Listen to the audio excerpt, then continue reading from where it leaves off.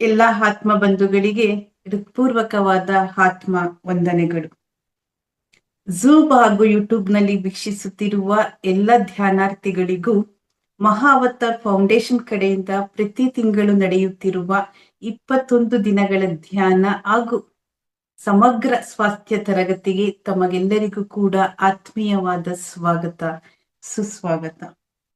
ಗುರು ಬ್ರಹ್ಮ, ಗುರು ವಿಷ್ಣು, ಗುರುದೇವೋ ಮಹೇಶ್ವರ, ಗುರು ಸಾಕ್ಷಾತ್ ಪರಬ್ರಹ್ಮ, ತಸ್ಮೈ ಶ್ರೀ ಗುರುವೇ ನಮಃ. ಮಾತೃದೇವೋ ಭವ, ಪಿತೃದೇವೋ ಭವ, ಆಚಾರ್ಯ ದೇವೋ ಭವ, ಅತಿಥಿ ದೇವೋ ಭವ. ಬ್ರಹ್ಮಶ್ರೀ ಪಿತಾಮಹ ಡಾಕ್ಟರ್ ಸುಭಾಷ್ ಪತ್ರಿಜಿ ಗುರುಗಳಿಗೆ, ಗುರುಮಾತಾ ಸ್ವರ್ಣಮಾಲಾ ಅಮ್ಮನವರಿಗೆ, ಮಹಾವತಾರ್ ಬಾಬಾಜಿಯವರಿಗೆ, ಸದಾನಂದ ಯೋಗಿ ಗುರುಗಳಿಗೆ, ರಮಣ ಮಹರ್ಷಿ ಗುರುಗಳಿಗೆ, ಪ್ರಕೃತಿ ಮಾತೆ, ವಸುಂಧರ ಮಾತೆ, ಸೀತಾ ಮಾತೆ, ಯಶೋಧರ ಮಾತೆ, ಐಸಿಸ್ ಮಾತೆ, ಶ್ರೀ ಶಾರದಾ ದೇವಿ ಅಮ್ಮನವರಿಗೆ, ಶ್ರೀ ರಾಘವೇಂದ್ರ ಸ್ವಾಮಿಗಳಿಗೆ, ಎಲ್ಲಾ ಮಹಾ ಚೈತನ್ಯರಿಗೂ ಕೂಡ ವಂದಿಸುತ್ತಾ ಇಂದಿನ 20 ನಿಮಿಷಗಳ ಕಾಲ ನಾವೆಲ್ಲರೂ ಕೂಡ ಧ್ಯಾನಸ್ಥರಾಗೋಣ. ದಯವಿಟ್ಟು ಕನ್ನಡಕ ಹಾಕಿರೋರು ಕನ್ನಡಕ ತೆಗೆದು ಬಿಡಿ. ಧ್ಯಾನದ ಮುಂಚೆ ಹಾಗೂ ಧ್ಯಾನದ ನಂತರ ನೀರು ಕುಡಿಯುವ ಅಭ್ಯಾಸ ಮಾಡಿಕೊಳ್ಳಿ. ಯಾವ ದಿಕ್ಕಲ್ಲಾದ್ರೂ ಕುಳಿತುಕೊಳ್ಳಬಹುದು. ಮನೆಯ ಒಳಗೆ, ಸೋಫಾ ಮೇಲೆ, ಚೇರ್ ಮೇಲೆ, ನೆಲದ ಮೇಲೆ ಮ್ಯಾಟ್ರಸ್ ಹಾಕೊಂಡು, ಹೊರಗಡೆ ಪ್ರಕೃತಿಯ ಮಧ್ಯೆ, ಗಿಡ ಮರಗಳ ಕೆಳಗಡೆ, ಬೆಟ್ಟ ಗುಡ್ಡಗಳ ಮೇಲೆ, ಪರ್ವತಗಳ ಶ್ರೇಣಿಯಲ್ಲಿ, ನೀರಿನ ತೀರಗಳಲ್ಲಿ ಕುಳಿತುಕೊಂಡು ಧ್ಯಾನವನ್ನ ಮಾಡಬಹುದು. ತಮ್ಮ 2 ಕೈ ಮತ್ತು ಕಾಲುಗಳನ್ನು ಮಡಿಚಿಕೊಳ್ಳಿ. ನಿಧಾನವಾಗಿ, ಬಹಳ ನಿಧಾನವಾಗಿ ತಮ್ಮ 2 ಕಣ್ಣುಗಳನ್ನು ಮುಚ್ಚಿಕೊಳ್ಳಿ. ಸುಮಾರು 2500 ವರ್ಷಗಳ ಹಿಂದೆ ಭಗವಾನ್ ಬುದ್ಧರು ತಿಳಿಸಿರುವ, ಇಂದು ನಮ್ಮ ಮಹಾ ಚೈತನ್ಯ ಮಹಾಗುರುಗಳು ತಿಳಿಸಿರುವ ಅತಿ ಸರಳವಾದ ಸುಲಭವಾದ ಧ್ಯಾನವೇ ಆನಾಪಾನ ಸತಿ ಧ್ಯಾನ. ಆನ ಎಂದರೆ ಒಳಗೆ ಹೋಗುವ ಉಸಿರು, ಅಪಾನ ಎಂದರೆ ಹೊರಗೆ ಬರುವ ಉಸಿರು, ಸತಿ ಎಂದರೆ ಸೇರಿರುವುದು, ಕೂಡಿರುವುದು. ಇದನ್ನು ಗಮನಿಸುತ್ತಾ ಇರುವುದೇ ಧ್ಯಾನ. ಧ್ಯಾನ ಎಂದರೆ ಶ್ವಾಸದ ಮೇಲೆ ನಮ್ಮ ಗಮನ. ಶ್ವಾಸವೇ ನಮ್ಮ ಗುರು, ಆತ್ಮವೇ ನಮ್ಮ ಬಂಧು, ದೈವ, ಪರಮಾತ್ಮ. ಯಾವುದೇ ಓಂಕಾರ ಶಬ್ದ, ದೇವರ ನಾಮಸ್ಮರಣೆ, ಗುರುಗಳ ನಾಮಸ್ಮರಣೆ ಏನು ಬೇಡ ಆತ್ಮೀಯರೇ. ಸಹಜವಾಗಿ, ಸುಂದರವಾಗಿ, ಪ್ರಾಕೃತಿಕವಾಗಿ ನಡೆಯುತ್ತಿರುವ ನಮ್ಮ ಉಸಿರಾಟವನ್ನು ಗಮನಿಸುತ್ತಾ ಇರುವುದೇ ಧ್ಯಾನ. ಬಹಳಷ್ಟು ಆಲೋಚನೆಗಳು ಬರುತ್ತೆ ಆತ್ಮೀಯರೇ. ಅದರ ಪಾಡ್ಗ ಬರ್ಲಿ ಹೋಗ್ಲಿ, ಮತ್ತೊಂದು ಆಲೋಚನೆ ಬೇಡ. ಎಲ್ಲವನ್ನು ಗಮನಿಸುತ್ತಾ ನಾವೆಲ್ಲರೂ ಕೂಡ ಉಸಿರಿನ ಮೇಲೆ ಗಮನವನ್ನು ಇಡೋಣ ಆತ್ಮೀಯರೇ.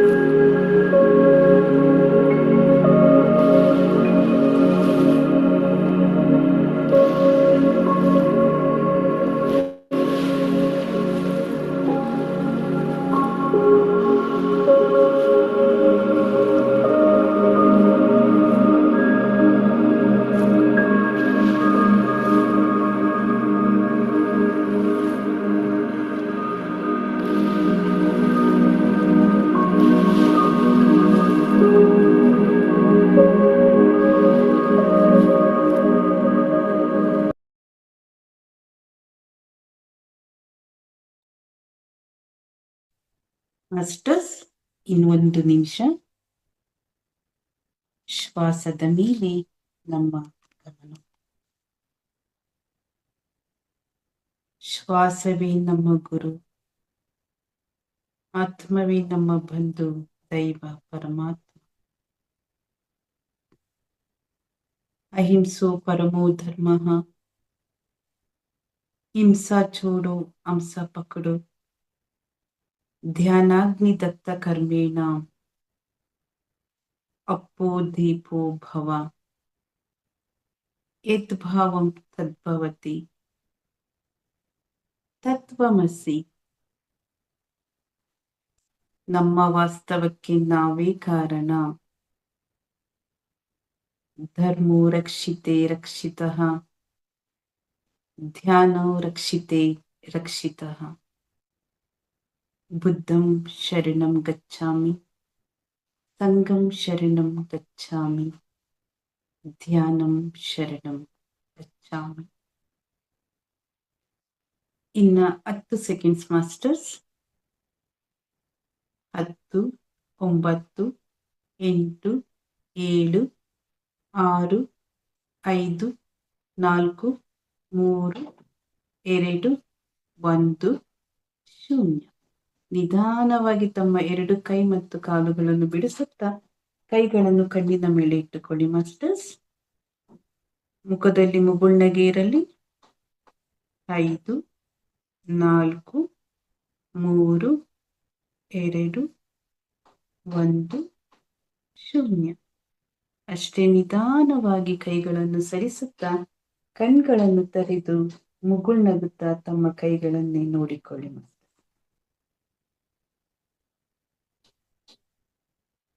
ಧ್ಯಾನಕ್ಕಾಗಿ ಪ್ರಕೃತಿ ಮಾತೆಗೆ, ನಮ್ಮ ಗುರುಗಳಿಗೆ ಹೃತ್ಪೂರ್ವಕವಾದ ಚಪ್ಪಾಳೆಗಳೊಂದಿಗೆ ಧನ್ಯವಾದ. ಮತ್ತೊಮ್ಮೆ ಝೂಮ್ ಹಾಗೂ ಯೂಟ್ಯೂಬ್ ನಲ್ಲಿ ವೀಕ್ಷಿಸುತ್ತಿರುವ ಧ್ಯಾನ ಬಂಧುಗಳಿಗೂ ಮಹಾವತಾರ ಫೌಂಡೇಶನ್ ವತಿಯಿಂದ ಆತ್ಮೀಯವಾದ ಸ್ವಾಗತ, ಸುಸ್ವಾಗತ.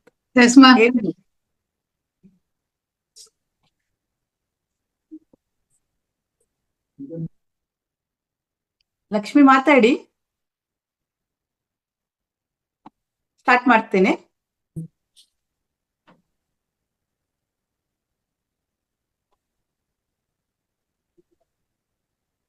S masters.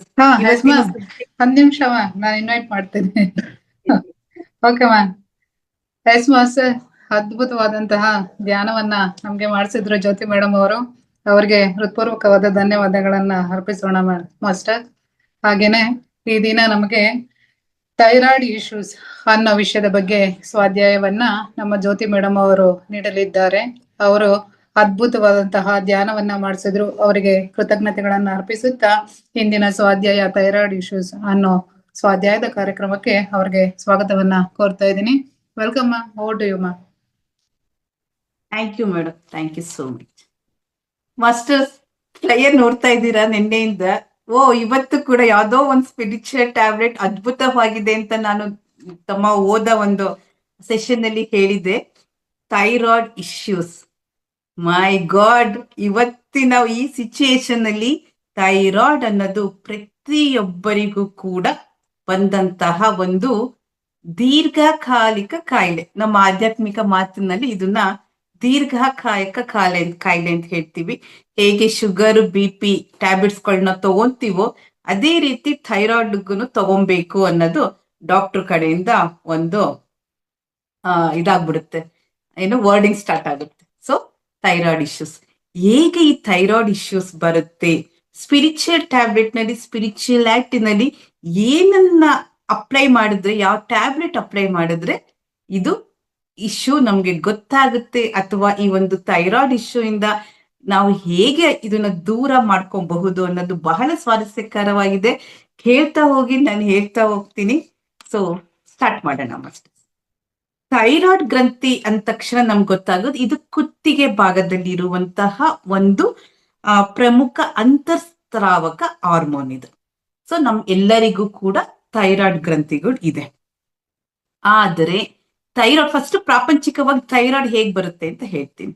ಥೈರಾಯ್ಡ್ ನಲ್ಲಿ 2 ಭಾಗಗಳಾಗುತ್ತೆ. ಒಂದು ಹೈಪೋಥೈರಾಯ್ಡಿಸಮ್, ಇನ್ನೊಂದು ಹೈಪರ್ ಥೈರಾಯ್ಡಿಸಮ್. ಹೈಪೋಥೈರಾಯ್ಡಿಸಮ್ ಅಂದ್ರೆ ನಮ್ಮಲ್ಲಿರುವಂತಹ ಥೈರಾಯ್ಡ್ ಗ್ರಂಥಿ ಹೆಚ್ಚು ಹಾರ್ಮೋನ್ಸ್ಗಳನ್ನ ಉತ್ಪತ್ತಿ ಮಾಡೋದ್ರಿಂದ ಆ ಒಂದು ಗ್ರಂಥಿಗೆ ಜಾಸ್ತಿ ಆಗ್ಬಿಟ್ಟು ನಮ್ಗೆ ಆ ಪ್ರಾಬ್ಲಮ್ ಶುರುವಾಗುತ್ತೆ. ಅವಾಗ ಏನಾಗುತ್ತೆ, ತೂಕ ಯಥೇಚ್ಛಕವಾಗಿ ನಮ್ಗೆ ಕಡಿಮೆ ಆಗ್ತಾ ಬರುತ್ತೆ. ಸೊ ಇದು ಹೈಪರ್ ಥೈರಾಯ್ಡಿಸಮ್. ಹೈಪೋಥೈರಾಯ್ಡಿಸಮ್ ಅನ್ನೋದು ಇದು ಕೂಡ ಆ ಸ್ಥಿತಿ, ಆ ಥೈರಾಯ್ಡ್ ಗ್ರಂಥಿಗಳು ಉತ್ಪತ್ತಿ ಆಗುತ್ತಲ್ಲ, ಅದು ತುಂಬಾ ಹೈಪರ್ ಲೆವೆಲ್ ನಲ್ಲಿ ಹೋಗ್ತಾ ಇದೆ ಅಂದಾಗ ಹೈಪೋಥೈರಾಯ್ಡಿಸಮ್ ಬರ್ತದೆ. ಅದು ಕೂಡ ನಮ್ಮ ವೆಯ್ಟ್ ಗೇನ್ ಆಗ್ತಾ ಹೋಗುತ್ತೆ ಅದರಿಂದ. ಸೊ ಇದು ಎರಡೂನು ಕೂಡ ನಮ್ಮ ಹಾರ್ಮೋನ್ಸ್ಗಳು ಹೆಚ್ಚಾದಾಗ ಬರುವಂತದ್ದು, ಆ ಸ್ಥಿತಿ ಹೆಚ್ಚಾದಾಗ ಬರುವಂತದ್ದು, ಆ ಸ್ಥಿತಿಗೆ ನಮ್ಮ ವೆಯ್ಟ್ ಗೇನ್ ಆಗ್ತಾ ಹೋಗುತ್ತೆ. ಸೊ ಆಗೇನಾಗುತ್ತೆ, ನಮ್ಗೆ ಥೈರಾಯ್ಡ್ ಪ್ರಾಬ್ಲಮ್ ಬಂತು ಅಂತ ನಾವು ಪ್ರಾಪಂಚಿಕ ಜೀವನದಲ್ಲಿ ಅನ್ಕೊಂತೀವಿ. ಆಮೇಲೆ ಅದಕ್ಕೆ ಮುಖ್ಯವಾಗಿ ಏನಿರುತ್ತೆ ಅಂತ ಹೇಳಿದ್ರೆ, ಈ ಥೈರಾಯ್ಡ್ ನಮ್ಗೆ ಹೆಂಗೆ ಆ ಹಾರ್ಮೋನ್ ಕಾರ್ಯ ಮಾಡುತ್ತೆ ಅಂದ್ರೆ, ಒಂದು ಚಯಾಪಚಯ ಚಟುವಟಿಕೆಯನ್ನ ನಿಯಂತ್ರಿಸುತ್ತೆ, ಪ್ರೋಟೀನ್ ಸಂಶ್ಲೇಷಣೆ ಮಾಡುತ್ತೆ, ದೈಹಿಕ ಚಟುವಟಿಕೆ ಅದು ಮಾರ್ಗದರ್ಶಿಯಾಗಿದೆ. ಯಾವುದು ನಮ್ಮ ಥೈರಾಯ್ಡ್ ಗ್ರಂಥಿ. ಏನಿದು ಚಯಾಪಚನ ಅಂತ ಅಂದ್ರೆ, ಸ್ಪಿರಿಚುವಲ್ ಟ್ಯಾಬ್ಲೆಟ್ ನಾವು ಮುಖ್ಯವಾಗಿ ಆ ಚಯಾಪಚನದ ಕಡೆ ಗಮನ ಕೊಡೋಣ. ಈಗ ಪ್ರಾಪಂಚಿಕ ಜೀವನ ನಮ್ಗೆ ಗೊತ್ತಾಯ್ತು. ಸೊ ಥೈರಾಯ್ಡ್ ಇಶ್ಯೂ ಹೇಗ್ ಬರುತ್ತೆ ಅಂತ, ಯಾಕೆ ಬರುತ್ತೆ ಅಂದ್ರೆ, ಇದು ದಿನನಿತ್ಯದ ನಮ್ಮ ಪದಗಳು, ನಮ್ಮ ಸಂಭಾಷಣೆಗಳು, ನಮ್ಮ ಆಲೋಚನೆಗಳು, ನಮ್ಮ ನಡವಳಿಕೆಗಳು, ಈ ಎಲ್ಲಾ ಅಂಶಗಳಿಂದನೇ ಥೈರಾಯ್ಡ್ ಪ್ರಾಬ್ಲಮ್ ಬರೋದು. ಇದು ನಮ್ಮ ಸ್ಪಿರಿಚುವಲ್ ಟ್ಯಾಬ್ಲೆಟ್ ನ ಅಂಶ. ಎಲ್ಲಿ ನಾವು ಅದನ್ನ ಕಾನ್ಸಂಟ್ರೇಟ್ ಮಾಡ್ತಾ ಇದೀವಿ ಯಾವ ಟ್ಯಾಬ್ಲೆಟ್ ಮೇಲೆ ಅಂದ್ರೆ, ನಮ್ಮ ನಡವಳಿಕೆ, ನಮ್ಮ ಭಾವನೆ, ನಮ್ಮ ಆಲೋಚನೆ, ನಮ್ಮ ಮಾತು. ಸರಿ, ಹೆಂಗೆಲ್ಲ ಇದು ಸಂಬಂಧ ಹೋಗುತ್ತೆ ಅಂತ ತಿಳಿತಾ ಹೋಗೋಣ. ಥೈರಾಯ್ಡ್ ಸಂಬಂಧಿತದಲ್ಲಿ ಏನೇನು ಅಸ್ವಸ್ಥತೆ ಕಾಣ್ತೀವಿ ಅಂದ್ರೆ, ಹೈಪರ್ ಥೈರಾಯ್ಡಿಸಮ್ ಇದ್ದಾಗ ಗ್ರಂಥಿಗೂ ಅಧಿಕ ಪ್ರಮಾಣದ ಥೈರಾಯ್ಡ್ ಹಾರ್ಮೋನ್ಗಳನ್ನು ಉತ್ಪಾದಿಸುತ್ತದೆ, ಆಗ ತೂಕ ಕಡಿಮೆಯಾಗುತ್ತದೆ. ಗ್ರಂಥಿಗಳು ಹೆಚ್ಚಿನಾಗಿ ಥೈರಾಯ್ಡ್ ಹಾರ್ಮೋನ್ಸ್ ನ ಉತ್ಪಾದನೆ ಮಾಡೋದ್ರಿಂದ ಥೈರಾಯ್ಡ್ ತೂಕದಿಂದ ನಮ್ಗೆ ತೂಕ ಕಡಿಮೆ ಆಗುತ್ತೆ. ಇನ್ನೊಂದು ಹೈಪೋಥೈರಾಯ್ಡಿಸಮ್ ಅಂತ ಅಂದ್ರೆ, ಸಾಕಷ್ಟು ಹಾರ್ಮೋನ್ ಉತ್ಪತ್ತಿ ಮಾಡುತ್ತಲ್ಲ ಆ ಸ್ಥಿತಿ, ಆ ಪರಿಣಾಮವಾಗಿ ನಮ್ಗೆ ತೂಕ ಹೆಚ್ಚಾಗ್ತಾ ಹೋಗ್ತದೆ. ಹಾಗಾಗಿ ಥೈರಾಯ್ಡ್ ಗ್ರಂಥಿಗೆ ಆ ತೂಕ ಹೆಚ್ಚಾದಾಗ ಈ ಗ್ರಂಥಿ ಊದ್ಕೊಳ್ಳುತ್ತೆ. ನಮ್ಗೆ ಊದ್ಕೊಂಡಾಗ ಅದನ್ನ ಗಾಯ್ಟರ್ ಅಂತಾರೆ. ಆ ಗಾಯ್ಟರ್ ಬಂದ್ಬಿಡ್ತು ಅಂದ್ರೆ ಡಾಕ್ಟರ್ಗಳು ಹೇಳ್ತಾರೆ ಶಸ್ತ್ರಚಿಕಿತ್ಸೆಗೆ ರೆಡಿ ಆಗಿ ಅಂತ. ಅದನ್ನ ಏನಾಯ್ತಾರೆ, ಗಾಯ್ಟರ್ ಅಂತ ಹೇಳ್ತಾರೆ. ಇದಿಷ್ಟು ನಮ್ಮ ಪ್ರಾಪಂಚಿಕ ಜೀವನದಲ್ಲಿ ಥೈರಾಯ್ಡ್ ಬಗೆಗಿನ ಒಂದು ಅಸ್ವಸ್ಥತೆಗೆ ಏನ್ ಕಾರಣ ಆಗಿರುತ್ತೆ ಅಂತ. ಹಾಗಾದ್ರೆ ಇದಕ್ಕೆಲ್ಲ ಏನಾದ್ರು ಒಂದು ಸಿಂಪ್ಟಮ್ಸ್ ಇರ್ಬೇಕಲ್ಲ. ಏನ್ ಸಿಂಪ್ಟಮ್ಸ್ ಅಂತ ಹೇಳಿದ್ರೆ, ರೆಸ್ಟ್ಲೆಸ್ನೆಸ್, ಚಡಪಡಿಕೆ, ರೆಸ್ಟ್, ನಮ್ಮ ದೇಹಕ್ಕೇನೆ ರೆಸ್ಟೇ ಕೊಟ್ಟಂಗೆ ಯಾವಾಗ್ಲೂ ಏನೋ ಒಂದು ಹಿಂಗಾಗ್ತಿಲ್ಲ ಚಡಪಡಿಕೆ, ಎಲ್ಲಾದ್ರಲ್ಲೂ ಕೂಡ ಒಂದು ಸ್ಥೀಮಿತ ಇಲ್ಲ, ಸ್ಥಿರತೆ ಇಲ್ಲ. ಎಷ್ಟೊಂದ್ಸಲ ನಮ್ಗೆ ಆಗುತ್ತೆ ಅಲ್ವಾ ಮಾಸ್ಟರ್ಸ್, ಏನೋ ಅನ್ಕೊಂಡ್ಬಿಟ್ಟೆ, ಏನ್ಕೋ ಇಲ್ಲಿಗೆ ಬಂದೆ, ಏನೋ ಮರ್ತೋದೆ, ಚಡಪಡಿಕೆ ಮಾಡ್ತಾ ಇರ್ತೀವಲ್ಲ, ಅದು ಕೂಡ ಒಂದು ಸಿಂಪ್ಟಮ್ಸ್ ಇದೆಲ್ಲ. ಏನ್ ಲಕ್ಷಣಗಳು ಥೈರಾಯ್ಡ್ ಬರ್ಲಿಕ್ಕೆ ಅಂತ? ದೌರ್ಬಲ್ಯ, ವೀಕ್ನೆಸ್, ಯಾವಾಗ್ಲೂ ಬೆಳಿಗ್ಗೆ ಎದ್ದೊಳ್ತೀನಿ ಯಾಕೋ ಆರಾಮೇ ಅನ್ಸೋದಿಲ್ಲ, ಏನೋ ಒಂದು ಕೆಲಸ ಮಾಡ್ತೀನಿ ಯಾಕೋ ವೀಕ್ ಅನ್ಸ್ತಿದೆ, ಯಾವಾಗ್ಲೂ ಸುಸ್ತಾಗಿ ಹೋಗ್ತೀನಿ, ಏನೋ ಒಂದು ಕೆಲಸ ಮಾಡ್ತೀನಿ ತಕ್ಷಣ ಸುಸ್ತಾಗ್ತೀನಿ. ಆ ವೀಕ್ನೆಸ್, ದುರ್ಬಲತೆ 2ನೇ ಅಂಶ ಮೇನ್ ಆಗಿ ಥೈರಾಯ್ಡ್ ಬರ್ಲಿಕ್ಕೆ. 3ನೇದು ಕೂದಲು ಉದಿರುವುದು, ಏನಾದ್ರು ಏರ್ ಫಾಲ್ ಆಗ್ತಾ ಇದೆ ಅಂತ ಹೇಳಿದ್ರೆ ಇದು ಕೂಡ ಒಂದು ಲಕ್ಷಣ ಆಗಿರುತ್ತೆ. 4ನೇದು ತೂಕ ಜಾಸ್ತಿ ಆಗುತ್ತೆ, ಇಲ್ಲಾಂದ್ರೆ ತೂಕ ಕಡಿಮೆ ಆಗುತ್ತೆ, ನಮ್ ವೆಯ್ಟ್ ಗೇನ್ ಆಗುತ್ತೆ, ಇಲ್ಲ ಅಂದ್ರೆ ಲಾಸ್ ಆಗುತ್ತೆ. ಇಂಪಾರ್ಟೆಂಟ್ ಆಗಿ ಕೂದಲು ಮತ್ತೆ ಚರ್ಮಕ್ಕೆ ಡ್ರೈನೆಸ್ ಬರುತ್ತೆ ಮಾಸ್ಟರ್ಸ್. ಶುಷ್ಕತೆ, ಡ್ರೈನೆಸ್, ಏನಿದು ಚರ್ಮ ಯಾಕೋ ಒಂಥರ ಡ್ರೈನೆಸ್ ಆಗಿದೆ, ಏನೇ ಸೀಸನ್ ಆಗ್ಲಿ, ನಮ್ಗೆ ಚಳಿ ಬಂದ ತಕ್ಷಣ ಡ್ರೈನೆಸ್ ಆಗುತ್ತೆ, ಅಥವಾ ಸಮ್ಮರ್ ಅಲ್ಲಿ ಥೈರಾಯ್ಡ್ ಗ್ರಂಥಿಗಳಲ್ಲಿ ತೊಂದರೆ ಆಗ್ತಿದೆ ಅಂತ ಬಂದ್ರೆ ನಮ್ಮ ಕೂದಲು ಮತ್ತು ಚರ್ಮ ಡ್ರೈನೆಸ್ ಬರುತ್ತೆ. ಅದು ನಮ್ ಫೀಲ್ ಆಗುತ್ತೆ, ನಮ್ ಮುಟ್ಕೊಂಡಾಗ ಯಾಕೋ ನನ್ ಕೂದಲು ಒಂಥರ ಡ್ರೈನೆಸ್ ಕಾಣ್ತಿದ್ಯಲ್ಲ ಅನ್ಸುತ್ತೆ. ಇದು ಕೂಡ ಥೈರಾಯ್ಡ್ ಇಶ್ಯೂಗೆ ಸಂಬಂಧಪಟ್ಟಿದ್ದು. ಆಮೇಲೆ ಯಾವಾಗ್ಲೂ ಗಂಟ್ಲು ಕಟ್ಕೊಳ್ಳುತ್ತೆ. ನಾವೆಲ್ಲ ಅಂತೀವಿ ಯಾವಾಗ್ಲೂ ಯಾಕೋ ಗಂಟ್ಲು ಕಟ್ಕೊಳ್ಳುತ್ತೆ, ಏನೋ ಶೀತ ಆಗುತ್ತೆ ಗಂಟ್ಲು ಕಟ್ಕೊಳ್ಳುತ್ತೆ, ಅಥವಾ ಕೆಮ್ಲು ಬಂದಾಗ ಸ್ವಲ್ಪ ಗಂಟ್ಲು ಕಟ್ತಂಗ ಆಗುತ್ತೆ. ಒಂದ್ ಸಿಂಪ್ಟಮ್ಸ್ ಜ್ವರ ಬಂದಾಗ ಸ್ವಲ್ಪ ಗಂಟ್ಲು ಕೆಮ್ಲು ನೆಗಡಿ ಶುರು ಆಯ್ತು, ಏನೋ ಸ್ವಲ್ಪ ಜ್ವರ ಬರಂಗಿದೆ ಅನ್ಕೊಂತೀವಿ. ಬಟ್ ಥೈರಾಯ್ಡ್ ಪ್ರಾಬ್ಲಮ್ ಇರೋರಿಗೆ ಯಾವಾಗ್ಲೂ ಗಂಟ್ಲು ಕಟ್ಟುತ್ತಾ ಇರುತ್ತೆ. ಅವ್ರೇನು ಎಣ್ಣೆ ತಿನ್ನೋದಿಲ್ಲ, ಥಂಡಿ ತಿನ್ನಲ್ಲ, ಫ್ರಿಡ್ಜ್ ಅಲ್ಲಿ ಐಟಮ್ಸ್ ಏನು ಯೂಸ್ ಮಾಡಲ್ಲ, ಅಂದ್ರೂ ಕೂಡ ಅವ್ರಿಗೆ ಗಂಟ್ಲು ಕಟ್ತಾ ಇರುತ್ತೆ. ಅಂದ್ರೆ ಅದ್ರ ಸಿಂಪ್ಟಮ್ಸ್ ಏನು ಅಂದ್ರೆ ಥೈರಾಯ್ಡ್ ಇಶ್ಯೂಸ್ ಆಗಿದೆ. ಥೈರಾಯ್ಡ್ ಗ್ರಂಥಿನಲ್ಲಿ ಏನೋ ತೊಂದರೆ ಆಗಿದೆ, ಐ ಹಾರ್ಮೋನ್ಸ್ಗಳು ಉತ್ಪತ್ತಿಯಾಗಿದೆ, ಅದರಿಂದ ಇದಾಗಿದೆ ಅಂತ ಅನ್ಕೊಬೇಕು.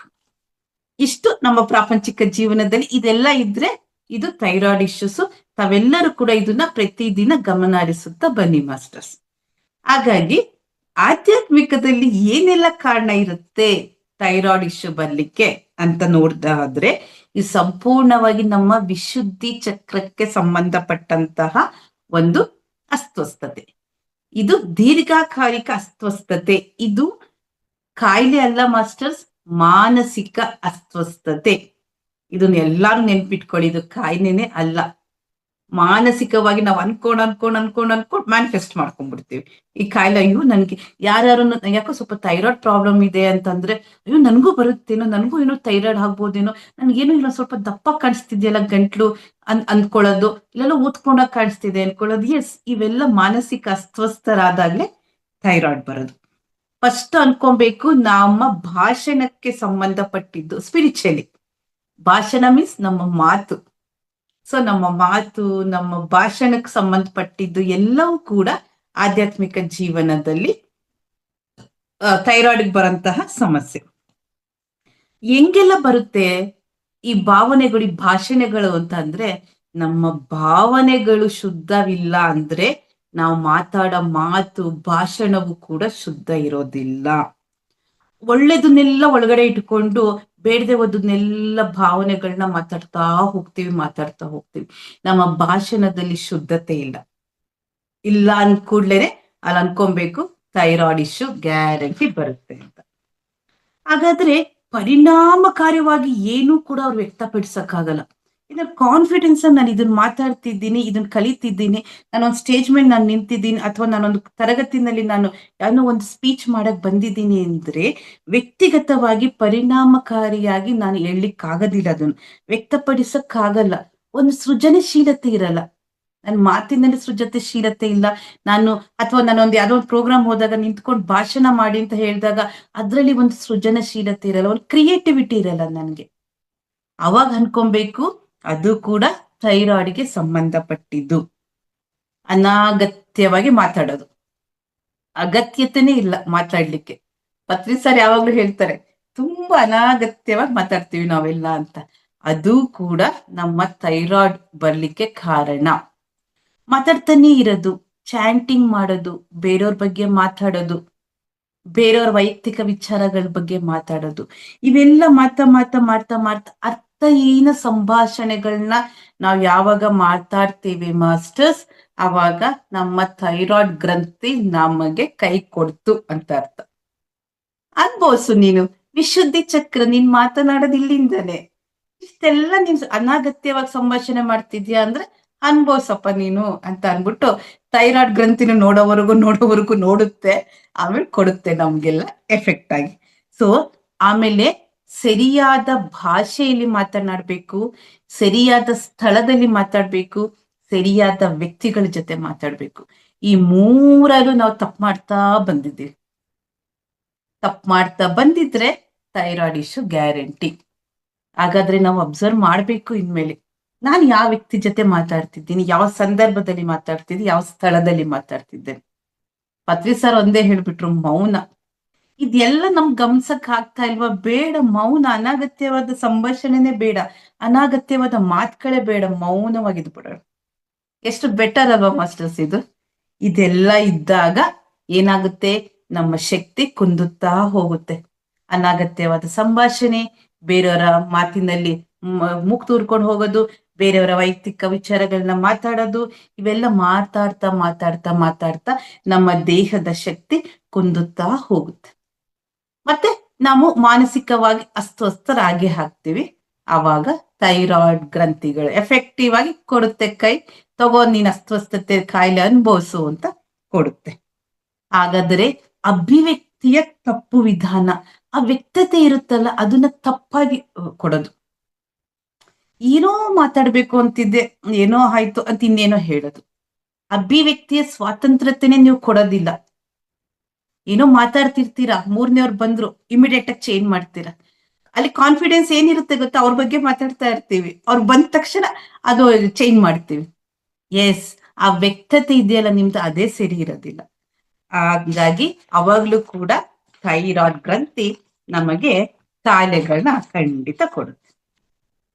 ಇನ್ನು ಅರಿಷಡ್ ವರ್ಗಗಳಿಗೆ ನಾವು ನೋಡ್ತಾ ಇದ್ದಂಗೆ ನಮ್ಮ ಜ್ಞಾನ ಮತ್ತೆ ನಮ್ಮ ಮಾತು ಅಸಂಬದ್ಧವಾಗಿದ್ದಾಗ ಸಂಪೂರ್ಣ ನಿಯಂತ್ರಣ ಕಳ್ಕೊಂಡ್ಬಿಟ್ಟಿರುತ್ತೆ. ಆವಾಗ್ಲೂ ಕೂಡ ಅರಿಷಡ್ ವರ್ಗಗಳು, ನಮ್ಮ ಜ್ಞಾನನೂ ಇರೋದಿಲ್ಲ, ನಮ್ಮ ಮಾತು ಸ್ಪಷ್ಟತೆ ಇರಲ್ಲ, ಮಾತಿನಲ್ಲಿ ಸತ್ಯ ಇರೋದಿಲ್ಲ, ಮಾತಿನಲ್ಲಿ ಒಂದು ಸ್ಥಿರತೆ ಇರೋದಿಲ್ಲ. ಅವಾಗ ಏನಾಗುತ್ತೆ ಅಂದ್ರೆ ಇವೆರಡರಿಂದನೂ ಕೂಡ ಮತ್ತೆ ನಮ್ಗೆ ಥೈರಾಯ್ಡ್ ತೊಂದ್ರೆ ಹಾಗೇ ಆಗುತ್ತೆ. ಜಡ್ಜ್ಮೆಂಟ್, ತೀರ್ಪು. ಪತ್ರಿ ಸರ್ ತುಂಬಾ ಅದು ನಾವು ಹೇಳ್ತೀವಿ, ನೋ ಜಡ್ಜ್ಮೆಂಟ್, ನಾರ್ ಇಂಟರ್ಫಿಯರೆನ್ಸ್, ನೋ ಕಮೆಂಟ್ಮೆಂಟ್. ಯಾರಿಗೂ ಕೂಡ ತೀರ್ಪು ಕೊಡುವ ಹಕ್ಕು ನಮ್ಗಿಲ್ಲ, ಬಟ್ ನಾವು ಮಾಡೇ ಮಾಡ್ತೀವಿ ಅದನ್ನ. ಆ ತೀರ್ಪುನ ಕೊಟ್ಟಿ ಅವ್ರ ತೀರ್ಪು ಇವ್ರ ತೀರ್ಪು ಅವನ್ನೆಲ್ಲ ಕೊಟ್ಟಿ ಮತ್ತೆ ಅನಾಗತ್ಯವಾದ ಸಂಭಾಷಣೆಯಲ್ಲಿ ನಮ್ಮ ಶಕ್ತಿಯನ್ನ ನಾವು ತೊಡಗಿಸ್ಕೊಳ್ತೇವೆ. ಆಟೋಮೆಟಿಕ್ ಆಗಿ ಥೈರಾಯ್ಡ್ ಪ್ರಾಬ್ಲಮ್ ಶುರು ಆಗುತ್ತೆ. ಮತ್ತೆ ಅಜ್ಞಾನದಲ್ಲಿ ಇರ್ತೀವಿ ನಾವು. ಮೊದ್ಲೇನೆ ನಮ್ಗೆ ದೈಹಿಕ ಮತ್ತು ಮಾನಸಿಕ ಸುಖವನ್ನೇ ನಾವು ನೋಡ್ತಾ ಇರ್ತೀವಿ. ಮಾನಸಿಕವಾಗಿ ನನ್ಗೆ ಅದು ಬೇಕು, ಇದು ಬೇಕು, ಚೆನ್ನಾಗಿದೆ, ಒಂದ್ ಕಾರ್ ತಗೊಬೇಕು, ಒಂದ್ ಮನೆ ತಗೊಬೇಕು, ಒಂದ್ ಡ್ರೆಸ್ ತಗೊಬೇಕು, ನಮ್ಗೆ ಇನ್ನು ಏನೇನೇನೆಲ್ಲೋ ಅನ್ಸ್ತಾ ಇರುತ್ತೆ ಅಜ್ಞಾನವಾಗಿ. ಮಾನಸಿಕ ಮತ್ತು ದೈಹಿಕವಾದ ಆ ಒಂದು ಆಸೆಯಲ್ಲೇ ನಾವಿರ್ತೇವೆ. ಅವಾಗ್ಲೂ ಕೂಡ ಥೈರಾಯ್ಡ್ ಗ್ರಂಥಿಗಳು ಎಫೆಕ್ಟ್ ಆಗೇ ಆಗುತ್ತೆ. ಮತ್ತೆ ನಾವು ಒಂಥರ ಸೆನ್ಸಿಬಲ್ ಆಗಿ ಮಾತಾಡಲ್ಲ, ಒಂಥರ ಸೃಜನಶೀಲತೆಯಿಂದ ಮಾತಾಡಲ್ಲ. ಆಮೇಲೆ ನಿರ್ಣಾಯಕ ರೀತಿಯಲ್ಲಿ ಮಾತನಾಡೋದು ಸಾಧ್ಯನೇ ಆಗಲ್ಲ. ಒಂದ್ ನಿರ್ಣಾಯಕತೆ ಇರೋದಿಲ್ಲ ನಮ್ಮಲ್ಲಿ. ಕ್ರಿಯೇಟಿವಿಟಿ ಅಂತೂ ಮೊದ್ಲೇ ಇರೋದಿಲ್ಲ. ಏನಾದ್ರು ಒಂದ್ ಮಾತಾಡ್ತಿದೀವಿ, ಒಂದ್ ಸಂಭಾಷಣೆ ಮಾಡ್ತಾ ಇದೀವಿ ಅಂದ್ರೆ ಆ ನಿರ್ಣಾಯಕ ಸ್ಥಿತಿನಲ್ಲಿ ಇಲ್ಲ. ನಮ್ಮಲ್ಲೇ ಕನ್ಫ್ಯೂಷನ್, 108 ಕನ್ಫ್ಯೂಷನ್, ನಮ್ಮಲ್ಲೇ 108 ಕ್ವೆಶನ್ಸ್ಗಳು. ಅದಕ್ಕೆ ನಿರ್ಣಯತೆ ಇರೋದಿಲ್ಲ, ನಮ್ಮ ಮಾತಿನಲ್ಲಿ ನಮ್ಗೆ ಸ್ಪಷ್ಟತೆ ಇರಲ್ಲ. ಆಗ ಆ ಥೈರಾಯ್ಡ್ ಗ್ರಂಥಿಗೆ ಗೊತ್ತಾಗುತ್ತೆ, ನೋಡಿ ನಿನ್ನಲ್ಲೇ ಸ್ಪಷ್ಟತೆ ಇಲ್ಲ, ನಿಂದಲೇ ನೀನ್ ನಿರ್ಣಾಯಕ ತಗೊಂತಾ ಇಲ್ಲ, ಮತ್ತಿನ್ನೇನ್ ಸಂಭಾಷಣೆ ಮಾಡ್ತಿ, ಇನ್ನೇನ್ ಭಾಷಣ ಮಾಡ್ತಿ ಅಂದ್ಬಿಟ್ಟು ಮತ್ತೆ ಇಲ್ಲಿ ನಮ್ಗೆ ತೊಂದರೆ ಆಯ್ತಾ ಹೋಗುತ್ತೆ. ಮತ್ತೆ ಆಮೇಲೆ ಇನ್ನೊಂದು ಬಹಳ ಇಂಪಾರ್ಟೆಂಟ್, ನಮ್ಮ ತಪ್ಪುಗಳು 108 ಇರುತ್ತೆ, ಬೇರೆಯವ್ರ ತಪ್ಪುಗಳನ್ನೆಲ್ಲ ಹುಡುಕ್ತಿವಿ. ಅವ್ರ ಹಂಗೆ, ಇವ್ರ ಹಿಂಗೆ, ಅವ್ರ ಹಂಗ್ ಮಾಡಿದ್ರು, ಇವ್ರ ಹಿಂಗ್ ಮಾಡಿದ್ರು. ನಾವು ಕೂಡ ನಮ್ದು ಇರುತ್ತೆ 108 ತಪ್ಪು, ಆದ್ರೆ ನಾವು ಬೇರೆಯವ್ರ ತಪ್ಪುಗಳನ್ನೇ ಹುಡ್ಕೊಂಡು ಹೋಗ್ತೀವಿ. ಅದು ಕೂಡ ನಮ್ಮ ಶಕ್ತಿಯನ್ನ ಕುಂದುತ್ತಾ ಬರುತ್ತೆ. ಆಗ ಮತ್ತೆ ನಮ್ಮ ಥೈರಾಯ್ಡ್ ಗ್ರಂಥಿಗೆ ಪ್ರಾಬ್ಲಮ್ ಹಾಗೇ ಆಗುತ್ತೆ. ದುರ್ಬಲ ಇಚ್ಛಾಶಕ್ತಿ, ಅದಕ್ಕೆ ಒಂದು ವೀಕ್ ಆಗಿ ದುರ್ಬಲವಾದ ಇಚ್ಛಾಶಕ್ತಿಗಳು ನಮ್ಮಲ್ಲಿ ಇರೋದು. ಬಲತೆ ಇಲ್ಲ ಇಚ್ಛಾಶಕ್ತಿಗಳಿಗೆ. ಯಾಕಂದ್ರೆ ನಾವು ಪ್ರಾಪಂಚಿಕ ಜೀವನದಲ್ಲಿ ಇರ್ತೀವಲ್ಲ, ಆಧ್ಯಾತ್ಮಿಕ ಬಂದೇ ಇರಲ್ಲ, ಗೊತ್ತೇ ಇರೋದಿಲ್ಲ. ಬಂದ್ರೂ ಕೂಡ ಆಧ್ಯಾತ್ಮಿಕ ಜೀವನದ ಜೊತೆ ನಾವು ಪ್ರಾಪಂಚಿಕ ಜೀವನ ಹೆಂಗ್ ಅನುಭವಿಸ್ಬೇಕು ನಮ್ಗೆ ಗೊತ್ತಿಲ್ಲ. ದುರ್ಬಲತೆಯ ಇಚ್ಛಾಶಕ್ತಿಯನ್ನ ನಾವು ಅನುಭವಿಸ್ತಾನೇ ಇರ್ತೀವಿ. ಅವಾಗ್ಲೂ ಕೂಡ ಥೈರಾಯ್ಡ್ ಗ್ರಂಥಿ ಖಂಡಿತ ಥೈರಾಯ್ಡ್ ಇಶ್ಯೂ ಆಗುತ್ತೆ. ಏಕಾಗ್ರತೆ, ಫಸ್ಟ್ ನಾವು ಒನ್ನೆಸ್ ನಲ್ಲಿ ಇರೋದೇ ಇಲ್ಲ, ಲ್ಯಾಕಿಂಗ್ ಕಾನ್ಸಂಟ್ರೇಷನ್. ಏಕಾಗ್ರತೆ ಇಲ್ಲ. ಈಗ ನಾನೊಂದು ಏಕಾಗ್ರತೆಯಿಂದ ಏನೋ ಕೆಲಸ ಮಾಡ್ತಾ ಇದ್ದೀನಿ, ಆ ಏಕಾಗ್ರತೆ ಇರೋದಿಲ್ಲ. ಏಕಾಗ್ರತೆಯಿಂದ ಏನೋ ಒಂದು ಸ್ಪೀಚ್ ಮಾಡ್ತಾ ಇದ್ದಾರೆ, ನಾನು ಅದನ್ನ ಏಕಾಗ್ರತೆಯಿಂದ ಕೇಳ್ಬೇಕು, ಆ ಒಂದು ಕೊರತೆ, ಲ್ಯಾಕ್ ಆಫ್ ಇದೆ ನಮ್ಗೆ. ಏಕಾಗ್ರತೆಯಿಂದ ನಾವು ಕೇಳಲ್ಲ ಮಾಸ್ಟರ್ಸ್. ಎಲ್ಲೋ ಒಂದು ಫಂಕ್ಷನ್ಗೆ ಹೋಗ್ತೀವಿ, ಯಾರೋ ಅವ್ರ ಗುರುಗಳು ಬಂದಿರ್ತಾರೆ, ಏನೋ ಒಂದು ಭಾಷಣ ಮಾಡ್ತಿರ್ತಾರೆ, ನಾವು ಕೇಳಲ್ಲ. ಇಲ್ಲ ಮೊಬೈಲ್ ಅಲ್ಲಿ ಬ್ಯುಸಿ, ಈ ಕಡೆ ಪಕ್ಕದಲ್ಲಿ ಯಾರು ಇದ್ರು ಅವ್ರ ಜೊತೆ ಇನ್ನೇನೋ ಬ್ಯುಸಿ. ಆ ಸ್ಥಿರತೆ ನಿಮ್ಮಲ್ಲಿ ಇರೋದಿಲ್ಲ. ನಮ್ಮಲ್ಲಿ ಯಾವಾಗ ಸ್ಥಿರತೆ ಬರೋದಿಲ್ಲ, ಆಗ್ಲೂ ಕೂಡ ಥೈರಾಯ್ಡ್ ಗ್ರಂಥಿ 100% ನಮ್ಗೆ ಥೈರಾಯ್ಡ್ ಇಶ್ಯೂ ಶುರು ಆಗುತ್ತೆ. ಅದಕ್ಕೆ ಏಕಾಗ್ರತೆಯನ್ನ ನಾವು ಅಳವಡಿಸ್ಕೊಳ್ಳೇಬೇಕು. ಕಾನ್ಸಂಟ್ರೇಷನ್ ಎಲ್ಲಾದ್ರಲ್ಲೂ ಕಾನ್ಸಂಟ್ರೇಷನ್ ಮಾಡ್ಬೇಕು. ಪತ್ರಿ ಸರ್ ತುಂಬಾ ಹೇಳ್ತಾರೆ, ಕಾನ್ಸಂಟ್ರೇಷನ್ ಇಸ್ ವೆರಿ ಇಂಪಾರ್ಟೆಂಟ್. ಯಾರೋ ಒಬ್ರು ಗುರುಗಳಾಗ್ಲಿ, ಯಾರೋ ಒಬ್ರು ಪಿರಮಿಡ್ ಮಾಸ್ಟರ್ ಆಗ್ಲಿ ಏನೋ ಒಂದು ಸ್ಪೀಚ್ ಕೊಡ್ತಾ ಇದ್ದಾರೆ ಅಂದ್ರೆ ಅದು ಏಕಾಗ್ರತೆಯಿಂದ ಕೇಳುವಂತಹ ಒಂದು ಶಕ್ತಿಯನ್ನ ನಾವು ಬೆಳೆಸ್ಕೊಬೇಕು. ಅದು ಇಲ್ದೇ ಇರೋದಕ್ಕೆ ನಮ್ಗೆ ಥೈರಾಯ್ಡ್ ಇಶ್ಯೂ 100% ಬರುತ್ತೆ. ಇವೆಲ್ಲವೂ ಕೂಡ ನಮ್ಮ ಆಧ್ಯಾತ್ಮಿಕ ಜೀವನದಲ್ಲಿ ನಾವು ನೋಡ್ತಾ ಹೋಗ್ತೀವಿ.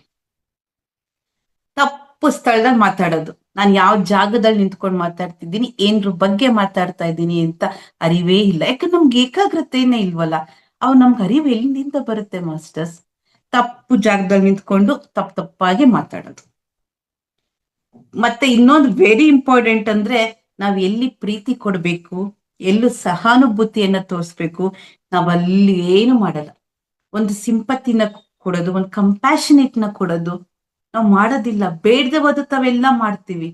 ಬೇಡ್ಬೇಕಾಗಿರೋದು ಬೇಕಾಗಿರುವಂತಹ ಜಾಗದಲ್ಲಿ ನಾವೊಂದು ಆ ಪ್ರೀತಿಯನ್ನ ಸಹಾನುಭೂತಿಯನ್ನ ನಾವು ತೋರ್ಸೋದಿಲ್ಲ. ಆವಾಗ ನಮ್ಗೆ ಥೈರಾಯ್ಡ್ ಇಶ್ಯೂಸ್ ಗ್ಯಾರಂಟಿ. ಮತ್ತೆ ಹಾಗೆ ತಪ್ಪು ಮನುಷ್ಯರೊಂದಿಗೆ ತಪ್ಪಾಗಿ ಚರ್ಚೆ ಮಾಡೋದು ಅವಶ್ಯಕತೆ ಇರಲ್ಲ ನಮ್ಗೆ, ಆದ್ರೂ ಕೂಡ ನಾವು ಅವ್ರ ಜೊತೆ ಮಾತಾಡ್ತಾ ಹೋಗ್ತೀವಿ. ಇದೆಲ್ಲವೂ ಕೂಡ ನಮ್ಮ ಥೈರಾಯ್ಡ್ಗೆ ಬಹಳವಾಗಿ ಹೊಂದ್ಕೊಬಿಡುತ್ತೆ. ಅದು ಬೇಗ ಫಾಸ್ಟ್ ಆಗಿ ನಮ್ಗೆ ಆ ಥೈರಾಯ್ಡ್ ಪ್ರಾಬ್ಲಮ್ನ ಕೊಡುತ್ತೆ. ಹಾಗಾದ್ರೆ ಹೆಂಗೆ ಇದು ಥೈರಾಯ್ಡ್ ಪ್ರಾಬ್ಲಮ್ನ ನಮ್ಮ ಆಧ್ಯಾತ್ಮಿಕ ಜೀವನದಲ್ಲಿ ಟ್ಯಾಬ್ಲೆಟ್ಗಳ ಮುಖಾಂತರ ಹೆಂಗೆ ತಿಳ್ಕೊಳ್ಳೋದು ಅಂದ್ರೆ ಇದು ಬಹಳ ಇಂಟ್ರೆಸ್ಟಿಂಗ್ ಆಗಿದೆ ಮಾಸ್ಟರ್ಸ್. ಚೈನ್, ನೆಕ್ಲೆಸ್ ಅಥವಾ ಯಾವ್ದಾದ್ರು ಕುತ್ತಿಗೆ ಸಂಬಂಧಿಸಿದ ಆಭರಣಗಳಿಗೆ ಸಂಬಂಧಿಸಿದ್ದು ಏನಾರು ಅನುಭವಗಳಾದ್ರೆ ಥೈರಾಯ್ಡ್ ಇಶ್ಯೂ ಗ್ಯಾರಂಟಿ. ನಾವಿದು GK ಸರ್ ಹೇಳ್ಬೇಕಾದ್ರೆ ನಾವು ಕೂಡ ನಗ್ತಾ ಇದ್ವಿ ಅವಾಗ, ಅರೆ ಹಿಂಗೂ ಇರುತ್ತ ಅಂತ. ಎಸ್ ಇದೆ. ನಮ್ಗೆ ಏನಾರನ್ನು ಕೂಡ ನೆಕ್ಲೆಸ್ ಅಥವಾ ಚೈನ್ಗೆ ಏನಾರು ಕುತ್ತಿಗೆಗೆ ಸಂಬಂಧಪಟ್ಟಿದ್ದು ಏನಾರು ಆಭರಣಗಳು ಕಟ್ಟಾಗದು, ರಿಪೇರಿ ಮಾಡಿಸ್ಕೊಬೇಕಾಗಿರೋದು, ಫೇಡ್ ಆಗಿರೋದು, ಇನ್ನೇನಾರ ಆಗಿದೆ ಅಂದ್ರೆ ಅದು ಕೂಡ ಥೈರಾಯ್ಡ್ ಇಶ್ಯೂ ಗ್ಯಾರಂಟಿ. ಹಂಗಂದ್ರೆ ಅದನ್ನೆಲ್ಲ ಬೇಗ ನೀವು ರಿಪೇರ್ ಮಾಡಿಸ್ಕೊಂಡ್ಬಿಡ್ಬೇಕು. ತುಂಬಾ ದಿನ ಬಿಡ್ತು ಅಂದ್ರೆ ಟೈಮ್ ಆಗ್ತಿಲ್ಲ ಅಂಗಡಿಗೆ ಹೋಗ್ಲಿಕ್ಕೆ, ಯಾಕೋ ನಂದೊಂದು next it is A gold R silver or artificial anything ಯಾವ್ದಾದ್ರು ಆಗ್ಬೋದು. ಅದು ಏನು ಕುತ್ತಿಗೆ ಸಂಬಂಧಪಟ್ಟಿದ್ದು. ಚೈನು ನೆಕ್ಲೆಸ್ ಎಲ್ಲ ಕುತ್ತಿಗೆಗೆಲ್ಲ ನಾವು ಹೆಣ್ಮಕ್ಳಾಗ್ಲಿ ಗಂಡ್ ಮಕ್ಳಾಗ್ಲಿ ಬಾಯ್ಸ್ ಹಾಕೋದು ಕೂಡ ಕಟ್ಟಾಯ್ತು ಅಂತ ಅಂದ್ರೆ ಥೈರಾಯ್ಡ್ ಗ್ರಂಥಿನಲ್ಲಿ ಏನೋ ಸಮಸ್ಯೆ ಇದೆ. ನಾವು ಇಮಿಡಿಯೇಟ್ ಆಗಿ ಹೋಗ್ಬೇಕು, ಆಚಾರ ಹತ್ರ ಗೋಲ್ಡ್ ಆದ್ರೆ ರಿಪೇರಿ ಮಾಡಿಸ್ಕೊಬೇಕು. ಅಥವಾ ನಾವು ಆರ್ನಮೆಂಟ್ಸ್ ಬೇಡ, ಇದು ತುಂಬಾ ದಿನ ಯೂಸ್ ಮಾಡಿದೀನಿ, ಆರ್ಟಿಫಿಷಿಯಲ್ ಫೇಡ್ ಆಗಿದೆ ಅಂದ್ರೆ ಹೊರಗಡೆ ಹಾಕ್ಬಿಡ್ಬೇಕು, ಮನೆಯಲ್ಲಿ ಇಟ್ಕೊಳ್ಳೇಬಾರ್ದು. ಇಟ್ಕೊಂತು ಅಂದ್ರೆ ಇದು ಯಾವ್ದೋ ಥೈರಾಯ್ಡ್ ಸಂಬಂಧಪಟ್ಟಿದ್ದು ಅಂತ. ರಿಪೇರಿಗೆ ಸಂಬಂಧಪಟ್ಟಿದ್ದ ಅನುಭವಗಳು, ಹೊಸ ಸೆಲ್ ಫೋನ್ ತಗೊಳ್ಳೋದು, ಸೆಲ್ ಫೋನ್ ಮಾತು ನೆನ್ಪಿರ್ಲಿ ಮಾಸ್ಟರ್ಸ್, ಅಥವಾ ಲ್ಯಾಂಡ್ಲೈನ್ ಫೋನ್ ಖರೀದಿಸೋದು, ಇವುಗಳೆಲ್ಲವೂ ಕೂಡ ಸಮಾಜಕ್ಕೆ ಸಂಬಂಧಪಟ್ಟಿದ್ದು.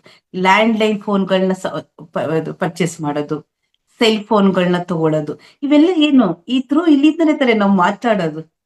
ಸೊ ಇವೆಲ್ಲ ಏನೋ ಖರೀದಿ ಮಾಡ್ತಾ ಇದ್ದೀವಿ ಅಂದ್ರೆ ನಮ್ಮ ಮಾತು, ನಮ್ಮ ಸಂಭಾಷಣೆಗಳು, ಭಾಷಣಗಳು ಜಾಸ್ತಿ ಆಯ್ತು ಅಂತ.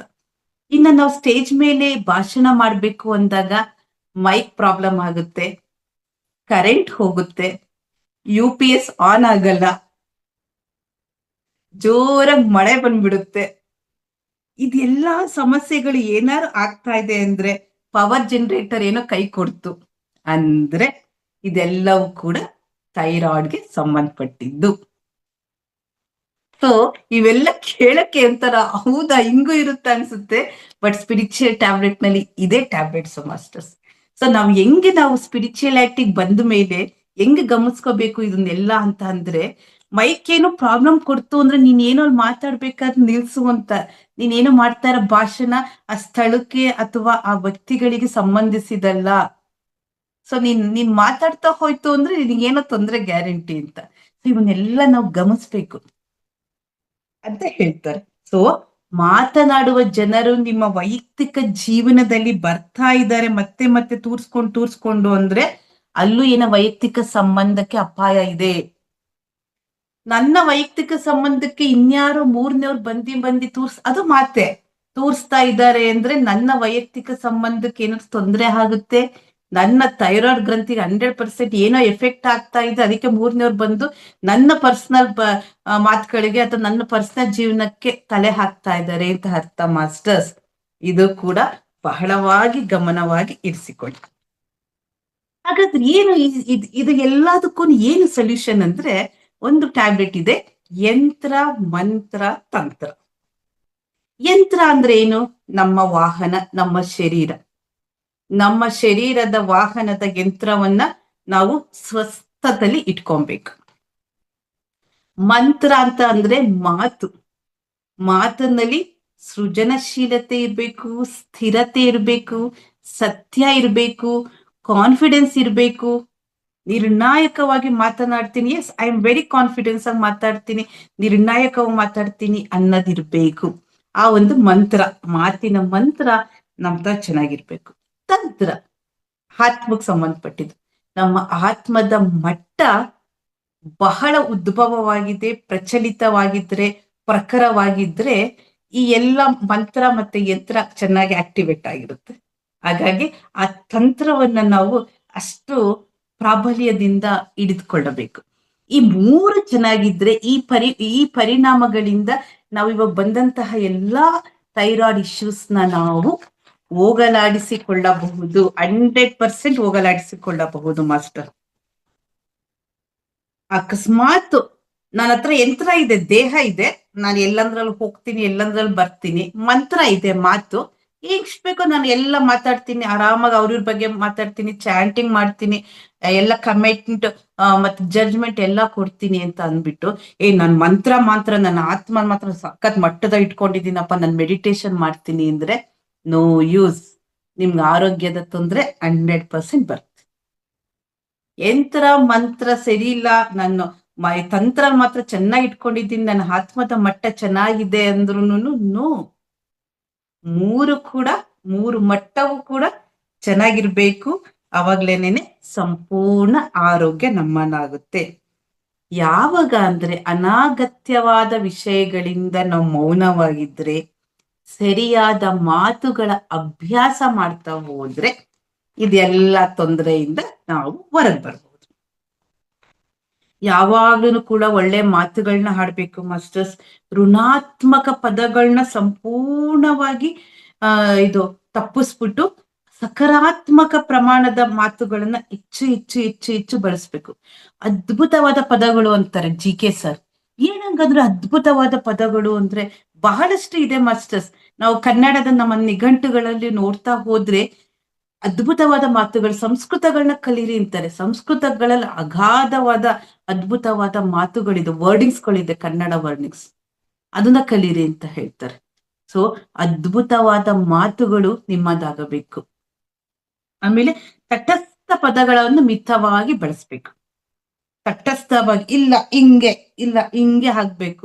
ನಾವು ಒಂದೊಂದ್ಸಲ ಹೇಳ್ತೀವಿ ನಂದೇ ನಡಿಬೇಕು, ತಟಸ್ಥ ಒಂಥರ ಇದಾಗಿ ಹೇಳ್ತೀವಿ. ಅದನ್ನ ನಿಯಂತ್ರಣದಲ್ಲಿ ಇಟ್ಕೊಬೇಕು. ಸಾಧ್ಯವಾದರ ಮಟ್ಟಿಗೆ ಎಲ್ಲರ ಜೊತೆನೂ ಕೂಡ ಪ್ರೀತಿ, ವಿಶ್ವಾಸ, ಬಾಂಧವ್ಯ, ಕರುಣೆ, ಅನುಕಂಪ, ಅದ್ಭುತವಾದ ಮಾತುಗಳನ್ನ ನಾವು ಮಾತಾಡ್ತಾ ಹೋಗ್ಬೇಕು. ಮಾತು ಸರಿಯಾಗಿದ್ರೆ ಅದು ಎಷ್ಟು ದೊಡ್ಡ ಪ್ರಮಾಣದಲ್ಲಿ ನೇರವಾಗಿ ಪರೋಕ್ಷವಾಗಿ ನಾವು ಮಾತಾಡ್ತಾ ಹೋಗ್ತೀವಿ, ನಮ್ಮ ಮಾತು ಸರಿಯಾಗಿದ್ರೆ. ಅದಕ್ಕೆ ಮಾಸ್ಟರ್ಸ್ ಆಧ್ಯಾತ್ಮಿಕದಲ್ಲಿ ಪತ್ರಿ ಸರ್ ಹೇಳ್ತಾರೆ, ಥರ್ಡ್ ಐ ಇರೋರೆಲ್ಲ ಗಟ್ಟಿಯಾಗಿ ಮಾತಾಡ್ತಾರಂತೆ. ಯಾಕಂದ್ರೆ ಅವ್ರ ಮಾತಿನಲ್ಲಿ ಪರಿಪೂರ್ಣತೆ ಇರುತ್ತಂತೆ. ಅದಕ್ಕೆ ಥರ್ಡ್ ಐ ಮಾಸ್ಟರ್ಸ್ಗಳು, ಪಿರಮಿಡ್ ಮಾಸ್ಟರ್ಸ್ಗಳು ನಮ್ಮಲ್ಲಿ ಎಷ್ಟೊಂದು ಜನ ಥರ್ಡ್ ಐ ಮಾಸ್ಟರ್ಸ್ ಇದ್ದಾರೆ. ಪತ್ರಿ ಸರ್ ಹೇಳ್ತಾರೆ, ಅವ್ರ ಮಾತುಗಳನ್ನ ನೀವು ನೋಡ್ತಾ ಹೋಗ್ಬೇಕು, ದೊಡ್ಡ ಮಟ್ಟದಾಗಿರುತ್ತೆ, ದೊಡ್ಡ ಪರಿಣಾಮಕಾರಿಯಾಗಿರುತ್ತೆ, ನಿರ್ಣಾಯಕವಾಗಿರುತ್ತೆ, ಮೌಲ್ಯತೆ ಇರುತ್ತೆ, ಸತ್ಯ ಇರುತ್ತೆ, ಅದ್ಭುತವಾದ ಮಾತುಗಳನ್ನ ಅವ್ರು ಹಾಡ್ತಾರೆ ಅಂತ ಪತ್ರಿ ಸರ್ ಹೇಳ್ತಾ ಹೋಗ್ತಾರೆ. ಸೊ ಥರ್ಡ್ ಐ ಮಾಸ್ಟರ್ಸ್ ಇವನ್ನೆಲ್ಲವನ್ನು ಕೂಡ ಫಾಲೋ ಮಾಡ್ತಾರೆ. ಹಾಗಾಗಿ ನಾವು ಪಿರಮಿಡ್ ಮಾಸ್ಟರ್ಸ್, ನಮ್ಗೆ ಯಾರಿಗೂ ಇನ್ನ ಥರ್ಡ್ ಐ ಓಪನ್ ಆಗಿಲ್ಲ, ಖಂಡಿತ ಆಗುತ್ತೆ. ನಾವು ಕೂಡ ಇದನ್ನೆಲ್ಲ ಮಾಡ್ತಾ ಬಂದ್ರೆ. ಹಾಗಾಗಿ ಧ್ಯಾನ ಮತ್ತು ಮೌನ ಮತ್ತು ಆಧ್ಯಾತ್ಮಿಕ ಪುಸ್ತಕಗಳನ್ನ ಹೆಚ್ಚಾಗಿ ಓದ್ದಂಗೆ ಈ ಎಲ್ಲಾ ಸಮಸ್ಯೆಗಳಿಂದ ನಾವು ದೂರ ಹೋಗಬಹುದು. ಹಾಗಾದ್ರೆ ನಾವು ಯಾರ ಜೊತೆ ಸಂಪರ್ಕಗಳನ್ನ ಇಟ್ಕೊಬೇಕು ಅಂತ ಅಂದ್ರೆ ಇಲ್ಲಿ ಬಹಳ ಚೆನ್ನಾಗಿ ಹೇಳ್ತಾರೆ, ಮೇಲಾಧಿಕಾರಿಗಳ ಹತ್ರ ವ್ಯವಹರಿಸ ಮಾಡಿ ಅಂತ. ಮೇಲಧಿಕಾರಿಗಳಂದ್ರೆ ಯಾರು? ಗುರುಗಳ ಹತ್ರ. ನೀವು ನಮ್ಮ ಗುರುಗಳ ಹತ್ರ, ಯಾವ್ದೋ ಒಂದು ಗುರು, ನಿಮ್ಮ ಸಂಗೀತ ಗುರು, ಆಧ್ಯಾತ್ಮಿಕ ಗುರು, ವಿದ್ಯೆಯನ್ನು ಕಲಿಸಿದಂತಹ ಮಹಾಗುರು, ಯಾರ ಹತ್ರನಾರು, ಇವರೆಲ್ಲ ನಮ್ಮ ಮೇಲಧಿಕಾರಿಗಳು. ಅವ್ರ ಜೊತೆ ಎಲ್ಲ ನೀವು ಸಂಪರ್ಕಗಳನ್ನ ಇಟ್ಕೊಳ್ಳಿ, ಅವ್ರ ಜೊತೆ ಹೆಚ್ಚು ಮಾತಾಡಿ, ಆಗ ಗುಣಮಟ್ಟದ ಮಾತುಗಳನ್ನ ನಾವು ಕಲಿಬಹುದು ಅಂತ ಇಲ್ಲಿ ನಮ್ಮ ಜಿ.ಕೆ. ಸರ್ ಅವರು ಹೇಳ್ತಾ ಹೋಗ್ತಾರೆ. ಬಹಳಷ್ಟು ಸಮಯವನ್ನ ಕೊಡಿ ಅವ್ರಿಗಾಗಿ, ಅವಕಾಶಗಳನ್ನ ಕೊಡಿ ಅವ್ರಿಗಾಗಿ. ಅವ್ರ ಜೊತೆ ಮಾತಾಡಿ, ಥ್ರೂ ಫೋನಲ್ಲಾರು ಮಾತಾಡಿ ಅಥವಾ ವೈಯಕ್ತಿಕವಾಗಿ ಭೇಟಿನಾರು ಮಾಡಿ ಮಾತಾಡಿ. ಇಂಥ ವ್ಯಕ್ತಿಗಳ ಜೊತೆ ನೀವು ಮಾತನಾಡ್ಬೇಕು ಅಂತ ಇಲ್ಲಿ ಪತ್ರಿ ಸರ್ ಕೂಡ ಹೇಳ್ತಾರೆ. ನಿಮ್ಗೆ ಆದಂತಹ ಅನುಭವಗಳು, ಮಾನ, ಅನುಮಾನ, ನಿಮ್ಗೆ ಏನೋ ಇದೆ ಮನಸ್ಸಿನಲ್ಲಿ ನನಗೆ ಹೇಳ್ಕೊಳಕ್ ಆಗ್ತಿಲ್ಲ, ಅವ್ರ ಜೊತೆ ಹೇಳ್ಕೊಡಿ. ಅದನ್ನೆಲ್ಲ ನಿಮ್ ಭಾವನೆಗಳನ್ನ ವ್ಯಕ್ತಪಡಿಸಿ, ನಿಮ್ಮ ಯೋಚನೆಗಳನ್ನ ವ್ಯಕ್ತಪಡಿಸಿ. ಇವನ್ನೆಲ್ಲನೂ ನೀವು ವ್ಯಕ್ತಪಡಿಸ್ತಾ ಹೋದಾಗ ಆ ಗುರುಗಳ ಜೊತೆ ಅವರಿಂದ ಬರುವಂತಹ ಒಂದಷ್ಟು ಸೊಲ್ಯೂಷನ್ಗಳನ್ನ ನೀವು ತಗೊಂತ ಹೋದಂಗೆ ಈ ಥೈರಾಯ್ಡ್ ಗ್ರಂಥಿಗಳ ಸಮಸ್ಯೆಯನ್ನ ನಾವು ಕಡಿಮೆ ಮಾಡ್ಕೊಂತ ಹೋಗ್ಬೋದು. ಈಗ ಆಲ್ರೆಡಿ ಥೈರಾಯ್ಡ್ ಇಶ್ಯೂ ಆಗಿದೆ, ಟ್ಯಾಬ್ಲೆಟ್ ನ ತಗೊಂತಿದ್ದೀವಿ ಅಂತ ಬಹಳಷ್ಟು ಜನ ನಮ್ಮ ಪಿರಮಿಡ್ ಮಾಸ್ಟರ್ಸ್ ಕೂಡ ಹೇಳ್ತಾರೆ, ಥೈರಾಯ್ಡ್ ಇಶ್ಯೂ ಆಗಿದೆ ಅಂತ. ಅವ ಚಕ್ಕಂತ ವಿಶುದ್ಧಿನಲ್ಲಿ ಏನೋ ತೊಂದರೆ ಇದೆ, ಯಾಕಂದ್ರೆ ಇದು ಇಲ್ಲಿಗೆ ಸಂಬಂಧಪಟ್ಟಿದ್ದು ಅಂತ ಹೇಳಿ ಇವನ್ನೆಲ್ಲನೂ ಕೂಡ ತಾವು ಫಾಲೋ ಮಾಡ್ತಾ ಹೋಗ್ತಿದ್ರೆ ಖಂಡಿತ ಬರುತ್ತೆ. ಯಾವ್ದಕ್ಕೂ ಕೀಳರಿಮೆ ಬೇಡ. ನಮ್ಗೆ ಏನ್ ಅನ್ಸುತ್ತೆ, ನಮ್ಗೆ ಆಧ್ಯಾತ್ಮಿಕ ಜ್ಞಾನ ಏನಿದೆ ಏನಿಲ್ಲ ಎಲ್ಲವನ್ನು ಕೂಡ ಆ ಒಂದು ಗುರುವನ ಹತ್ರ, ಒಂದು ಪರ್ಸನಾಲಿಟಿ ಯಾರ್ಯಾರು ಆಗಿರ್ಬೋದು, ಅವರು ಅಪ್ಪನ ಹತ್ರ ಹೇಳ್ಕೊಂಬೋದ, ಖಂಡಿತ ಹೇಳ್ಕೊಳ್ಳಿ. ಅಮ್ಮನ ಹತ್ರ ಹೇಳ್ಕೊಳ್ಳಿ. ಅಕ್ಕ, ತಂಗಿ, ಅಣ್ಣ, ತಮ್ಮ, ಅವರೆಲ್ಲ ನಮ್ಮ ಮೇಲಧಿಕಾರಿಗಳು. ಅವ್ರ ಜೊತೆ ಎಲ್ಲ ನೀವು ಇದನ್ನ ಹೇಳ್ತಾ ಹೋದಂಗೆ ಅವ್ರು ಕೊಡುವಂತ ಒಂದಷ್ಟು ಸೊಲ್ಯೂಷನ್ಗಳು, ಒಂದಷ್ಟು ಅರಿವಿನ ಮಾತುಗಳು ನಮ್ಮ ಸ್ಥಿತಿಯನ್ನ ಇಂತ ಉತ್ತಮಗೊಳಿಸುತ್ತೆ ಮಾಸ್ಟರ್ಸ್. ಮತ್ತೆ ನಮ್ಮ ಆಧ್ಯಾತ್ಮಿಕ ಅನುಭವಗಳು ವಿಸ್ತಾರವಾಗಿರ್ಬೇಕು, ಸಂಪೂರ್ಣವಾಗಿರ್ಬೇಕು. ಅನಿವಾರ್ಯ. ಅರಿವಿಂದ ನಾವು ಬಾಳ್ಬೇಕು ಅನ್ನೋದು ಇಲ್ಲಿ ಬಹಳ ಇಂಪಾರ್ಟೆಂಟ್. ಆಧ್ಯಾತ್ಮಿಕವಾಗಿ ನಾವು ಆ ಜೀವನವನ್ನ ನಡೆಸ್ಬೇಕು ಮಾಸ್ಟರ್ಸ್. ಹಾಗಾದ್ರೆ ಈ ಥೈರಾಯ್ಡ್ ಸಮಸ್ಯೆಗೆ ಒಂದಷ್ಟು ಕಾರ್ಡಿನಲ್ ತತ್ವ ಅಂತ ಹೇಳ್ತಾರೆ. ಅದು ಕನ್ನಡದಲ್ಲೂ ಕಾರ್ಡಿನಲ್ ತತ್ವಾಸ್ ಅಂತ ಇದೆ. ಏನದು ಕಾರ್ಡಿನಲ್ ತತ್ವಾಸ್ ಅಂದ್ರೆ, ಮೌನವನ್ನ ಅಭ್ಯಾಸ ಮಾಡ್ಬೇಕು. ಹೆಚ್ಚು ಹೆಚ್ಚು ಪ್ರಾಕ್ಟೀಸಿಂಗ್ ಸೈಲೆನ್ಸ್. ಸಕಾರಾತ್ಮಕ ಭಾಷಣಗಳನ್ನ ಬಳಸ್ಬೇಕು. ಭಾಷಣ ಇನ್ ದ ಸೆನ್ಸ್ ಮಾತು. ಸಕಾರಾತ್ಮಕ ಭಾಷಣಗಳನ್ನ ನಾವು ಬಳಸ್ತಾ ಇರ್ಬೇಕು. ಸಂಗೀತವನ್ನ ಕಲಿಬೇಕು, ಶ್ಲೋಕವನ್ನ ಪಠಿಸಬೇಕು, ಕವಿತೆಗಳನ್ನ ಹೇಳ್ಬೇಕು, ಹಾಸ್ಯವಾದ ಮಾತುಗಳನ್ನ ಆಲಿಸಬೇಕು, ಕೇಳಿಸಿಕೊಳ್ಳಬೇಕು. ಇವೆಲ್ಲವನ್ನು ಕೂಡ ಮಾಡ್ತಾ ಹೋಗ್ತಾ ಇದ್ರೆ ಇವೆಲ್ಲ ಒಂದು ಕಾರ್ಡಿನಲ್ ನಮ್ಮ ಪ್ರಿನ್ಸಿಪಲ್ಸ್ಗಳು, ತತ್ವಗಳು ಮಾಸ್ಟರ್ಸ್. ಮಸ್ಟ್ ಅಂಡ್ ಶುಡ್ ಇದನ್ನ ಮಾಡ್ಲೇಬೇಕು ನಮ್ಮ ಥೈರಾಯ್ಡ್ ಸಮಸ್ಯೆಗಳು ಬಗೆಹರಿಬೇಕು ಅಂದ್ರೆ. ನಾವು ಆಧ್ಯಾತ್ಮಿಕ ಶಕ್ತಿಯಲ್ಲಿ ಕೊರತೆ ಆಗ್ತಾ ಅಂದಂಗೆ ನಮ್ಗೆ ದೌರ್ಬಲ್ಯತೆ ಬರುತ್ತೆ, ನಿದ್ರಾಹೀನತೆ ಬರುತ್ತೆ. ಇವೆಲ್ಲವೂ ಕೂಡ ಯಾವುದೋ ಒಂದು ಗುರಿಯನ್ನ ಮುಟ್ಬೇಕು ಅಂತೀವಿ, ಆ ಗುರಿಯನ್ನ ಮುಟ್ಟಕ್ ಸಾಧ್ಯನೇ ಆಗಲ್ಲ. ಅವಾಗೆಲ್ಲವೂ ನಾವು ಅನ್ಕೊಂಡ್ಬಿಡ್ಬೇಕು, ಎಸ್ ನಮ್ಮ ವೀಕ್ನೆಸ್ ಎಲ್ಲ ಕಡಿಮೆ ಆಗ್ತಿರೋದು, ನಮ್ಮ ಶಕ್ತಿ ಎಲ್ಲ ಕಡಿಮೆ ಆಗ್ತಾರೆ. ಇವಾಗ ಒಂದಷ್ಟು ಹೇಳಿದ್ವ ಕಾರಣಗಳು, ಆ ಎಲ್ಲಾ ಕಾರಣಗಳಿಂದನೇ ಅಂತ ನಾವು ಅನ್ಕೋಬೇಕು. ಇದು ಕೂಡ ಕಾರ್ಡಿನಲ್ ತತ್ವ. ಇದೆಲ್ಲವೂ ಕೂಡ ಕಾರ್ಡಿನಲ್ ತತ್ವಕ್ಕೆ ಸಂಬಂಧಪಟ್ಟದ್ದು. ತುಂಬಾ ಕೋಪ, ಭಯ, ದ್ವೇಷ, ಅಸೂಯೆ, ಇದೆಲ್ಲ ಸೆಲ್ಫಿಶ್ನೆಸ್, ನನ್ನಿಂದನೇ ಅನ್ಕೊಳ್ಳೋದು, ಇದೆಲ್ಲವೂ ಕೂಡ ಕಾರ್ಡಿನಲ್ ತತ್ವಗಳು. ಹಾಗಾಗಿ ಯಾವಾಗ್ಲೂ ಕೂಡ ಒಂದು ನಿಯಂತ್ರಣವಾಗಿ ನಮ್ಮ ಭಾವನೆಗಳನ್ನ, ನಮ್ಮ ಆಲೋಚನೆಗಳನ್ನ, ನಮ್ಮ ಮಾತುಗಳನ್ನ ಎಲ್ಲ ನಿಯಂತ್ರಣವಾಗಿ ಇಟ್ಕೊಂತು ಅಂದ್ರೆ ನಾವು ಈ ಸಮಸ್ಯೆಯಿಂದ ದೂರ ಆಗಬಹುದು. ಖಂಡಿತ ಸಾಧ್ಯ ಇದೆ ಮಾಸ್ಟರ್ಸ್. ಹಾಗಾದ್ರೆ ಇದೆಲ್ಲ ಒಂದು, ಇವಾಗ ನಮ್ಗೆ ಏನಾರು ಒಂದು, ಇವಾಗ ಚರ್ಮದ ಒಂದು ಡ್ರೈನೆಸ್ ಬರ್ತಿದ್ದೇನೆ ನೋಡಿ, ಅದು ಒಂದು ನಮ್ಗೆ ಒಂದು ಸಿಂಪ್ಟಮ್ಸ್ ಕೊಡುತ್ತಂತೆ. ಚರ್ಮದ ಡ್ರೈನೆಸ್ ಯಾಕೆ ಬರುತ್ತೆ ಗೊತ್ತಾ? ಜೀವನದ ಉದ್ದೇಶವನ್ನ ನಾವು ಮಾಡಿರೋದಿಲ್ಲ. ಏನು ಜೀವನದ ಉದ್ದೇಶ? ವೆರಿ ಸಿಂಪಲ್ ಆಗಿ ಹೇಳ್ತಾರೆ ಮಾಸ್ಟರ್ಸ್, ಬಟ್ಟೆ ಮಡ್ಚಿಡ್ಬೇಕು, 2 ದಿನ ಆದ್ರೂ ಇನ್ನ ಫೋಲ್ಡ್ ಮಾಡಿ ಇಟ್ಟಿಲ್ಲ. ನಮ್ ಜೀವನದ ಉದ್ದೇಶ ಅದೇನೇನೆ. ಬಟ್ಟೆ ಫೋಲ್ಡ್ ಮಾಡಿಡ್ಬೇಕು, ಬಟ್ಟೆ ಒಗ್ದಿದ್ದೀವಿ, ತಗೊಂಬಂದ್ ಹಾಕಿದ್ದೀವಿ, 2 ದಿನ ಆದ್ರೂ ನಾನು ಬಟ್ಟೆ ಮಡ್ಚಿಟ್ಟಿಲ್ಲ. ನನ್ ಮಕ್ಳು ಬುಕ್ಸ್ ಅಲ್ಲಿ ಇಲ್ಲಿ ಎಕ್ಸಾಮ್ ಟೈಮು ಯಾವ್ದೋ ಒಂದ್ ತಗೊಂತಾರೆ, ಯಾವ್ದೋ ಒಂದ್ ಬಿಡ್ತಾರೆ, ಓಕೆ ನಾನೇ ಅರೇಂಜ್ ಮಾಡೋಣ, ನಾನು ಆ ಕೆಲಸ ಮಾಡಿಲ್ಲ. ಏನೋ ಮನೆ ಕ್ಲೀನ್ ಮಾಡ್ಬೇಕು ಅನ್ಕೊಂತ ಇದ್ದೀನಿ, ಇನ್ನ ಮನೆ ಕ್ಲೀನ್ ಮಾಡಕ್ಕೆ ಆಗ್ಲಿಲ್ಲ. ಫ್ಯಾನ್ ಎಷ್ಟೊಂದ್ ಗಲೀಜಾಗಿದೆ ಅನ್ಕೊಂತೀನಿ, ಫ್ಯಾನ್ ಒರ್ಸೋಣ ಅನ್ಕೊಂತ ಇದೀನಿ, ಆಗ್ತಾ ಇಲ್ಲ. ಜೀವನದ ಉದ್ದೇಶ ಅದೇನೆ. ಯಾಕಂದ್ರೆ ನಾವು ಪ್ರಾಪಂಚಿಕವಾಗಿ ಆಧ್ಯಾತ್ಮಿಕ ಜೀವನದ ಜೀವಿಸ್ತಾ ಇದ್ದೀವಿ. ಇವೆಲ್ಲವನ್ನು ಕೂಡ ನೀಟಾಗಿ ಇಡಬೇಕು ಅನ್ನೋದು ನಮ್ ಉದ್ದೇಶ ಇದೆ, ಬಟ್ ಮಾಡಿರಲ್ಲ ನಾವು. ಅದೇನಾಗುತ್ತೆ, ನಮ್ಮ ಚರ್ಮದ ಡ್ರೈನೆಸ್ಗೆ ಕಾರಣ ಆಗುತ್ತೆ. ಏನೋ ಒಂದು ವಾರ್ಡ್ರೋಬ್ ಕ್ಲೀನ್ ಮಾಡ್ಬೇಕು ಅಂತ ಎಷ್ಟು ದಿನದಿಂದ ಅನ್ಕೊಂತಿದೀನಿ, ಅಪ್ಪ ಬಟ್ಟೆಗಳು ನೋಡಕ್ ಆಗ್ತಿಲ್ಲ. ಅರ್ಜೆಂಟಾಗಿ ಏನೋ ಒಂದ್ ಬಟ್ಟೆ ತಗೊಬೇಕು, ಹೊರಗಡೆ ಹೋಗ್ಬೇಕು ಅಂದ್ರೆ ಒಂದೊಂದು ಕೈ ಸಿಕ್ಕದಿಲ್ಲ. ಜೀವನ ಉದ್ದೇಶ ಇದೆ, ಅರೇಂಜ್ ಮಾಡ್ಬೇಕು ಅಂತ ಮಾಡಿರಲ್ಲ ನಾವು. ಇದು ಯಾವಾಗ ಬರುತ್ತೆ ಅಂದ್ರೆ, ಚರ್ಮ ಡ್ರೈನೆಸ್ ಆಗ್ತಿದೆ ಅಂದ್ರೆ ಯಾವ್ದೋ ಒಂದ್ ಜೀವನದ ಉದ್ದೇಶ ಮರಿತಿದ್ದೀವಿ. ಅವಾಗ ಪ್ಲಾನ್ ಮಾಡ್ಕೊಬೇಕು. ಮಂತ್ಲಿ ಟೇಬಲ್ಸ್, ನಮ್ಮ ಜಿ.ಕೆ. ಸರ್ ಹೇಳ್ತಾರೆ, ಮಾಸಿಕ ಯೋಜನೆಯನ್ನು ಸಿದ್ಧಪಡಿಸ್ಕೊಬೇಕಂತ. ಈ ತಿಂಗಳು, ಈ ಒಂದು ಮಾರ್ಚ್ ತಿಂಗಳಲ್ಲಿ ನೆಕ್ಸ್ಟ್ ಯುಗಾದಿ ಬರ್ತಿದೆ, ಇನ್ ಎಷ್ಟು ದಿನ ಯುಗಾದಿಗೆ, ಈ ದಿನ ನಾನು ಏನಾರು ಮಾಡ್ಬೇಕು, ಈ ದಿನ ಏನ್ ಮಾಡ್ಬೇಕು, ಈ ದಿನ ಏನ್ ಮಾಡ್ಬೇಕು. ಜೀವನದ ಉದ್ದೇಶ ಗೊತ್ತು, ಎಲ್ಲಾನು ಕ್ಲೆನ್ಲಿನೆಸ್ ಮಾಡ್ಬೇಕು, ಕ್ಲೀನ್ ಆಗಿ ಇಟ್ಕೊಬೇಕು. ನಾನು ಹೊರಗಡೆನೂ ಹೋಗ್ಬೇಕು, ಆಧ್ಯಾತ್ಮಿಕ ಕ್ಲಾಸ್ಗಳು ಅಟೆಂಡ್ ಮಾಡ್ಬೇಕು, ಪಿರಮಿಡ್ ಓಪನ್ ಇದ್ರೆ ನಾನು ಅಲ್ಲೂ ಹೋಗ್ಬೇಕು, ರ್ಯಾಲಿಗೆ ಹೋಗ್ಬೇಕು. ನೆಕ್ಸ್ಟ್ ಬೆಂಗಳೂರಿನಲ್ಲಿ ಧ್ಯಾನ ಜಾತ್ರೆ ನಡೀತಿದೆ, ಮಾರ್ಚ್ 15 ನಾನು ಅದು ಅಟೆಂಡ್ ಮಾಡ್ಬೇಕು. ಮಾರ್ಚ್ 19 ಯುಗಾದಿ ಇದೆ, ಬಹಳ ಸಂಭ್ರಮಾಚರಣೆಯಲ್ಲಿ ಹೊಸ ವರ್ಷ ಆಚರಣೆ ಮಾಡ್ಬೇಕು. ಮನೇನು ಕ್ಲೀನ್ ಮಾಡ್ಬೇಕು, ಮಕ್ಳಿಗೂ ಪರೀಕ್ಷೆ ನಡೀತಿದೆ. ಇದೆಲ್ಲ ಜೀವನದ ಉದ್ದೇಶ.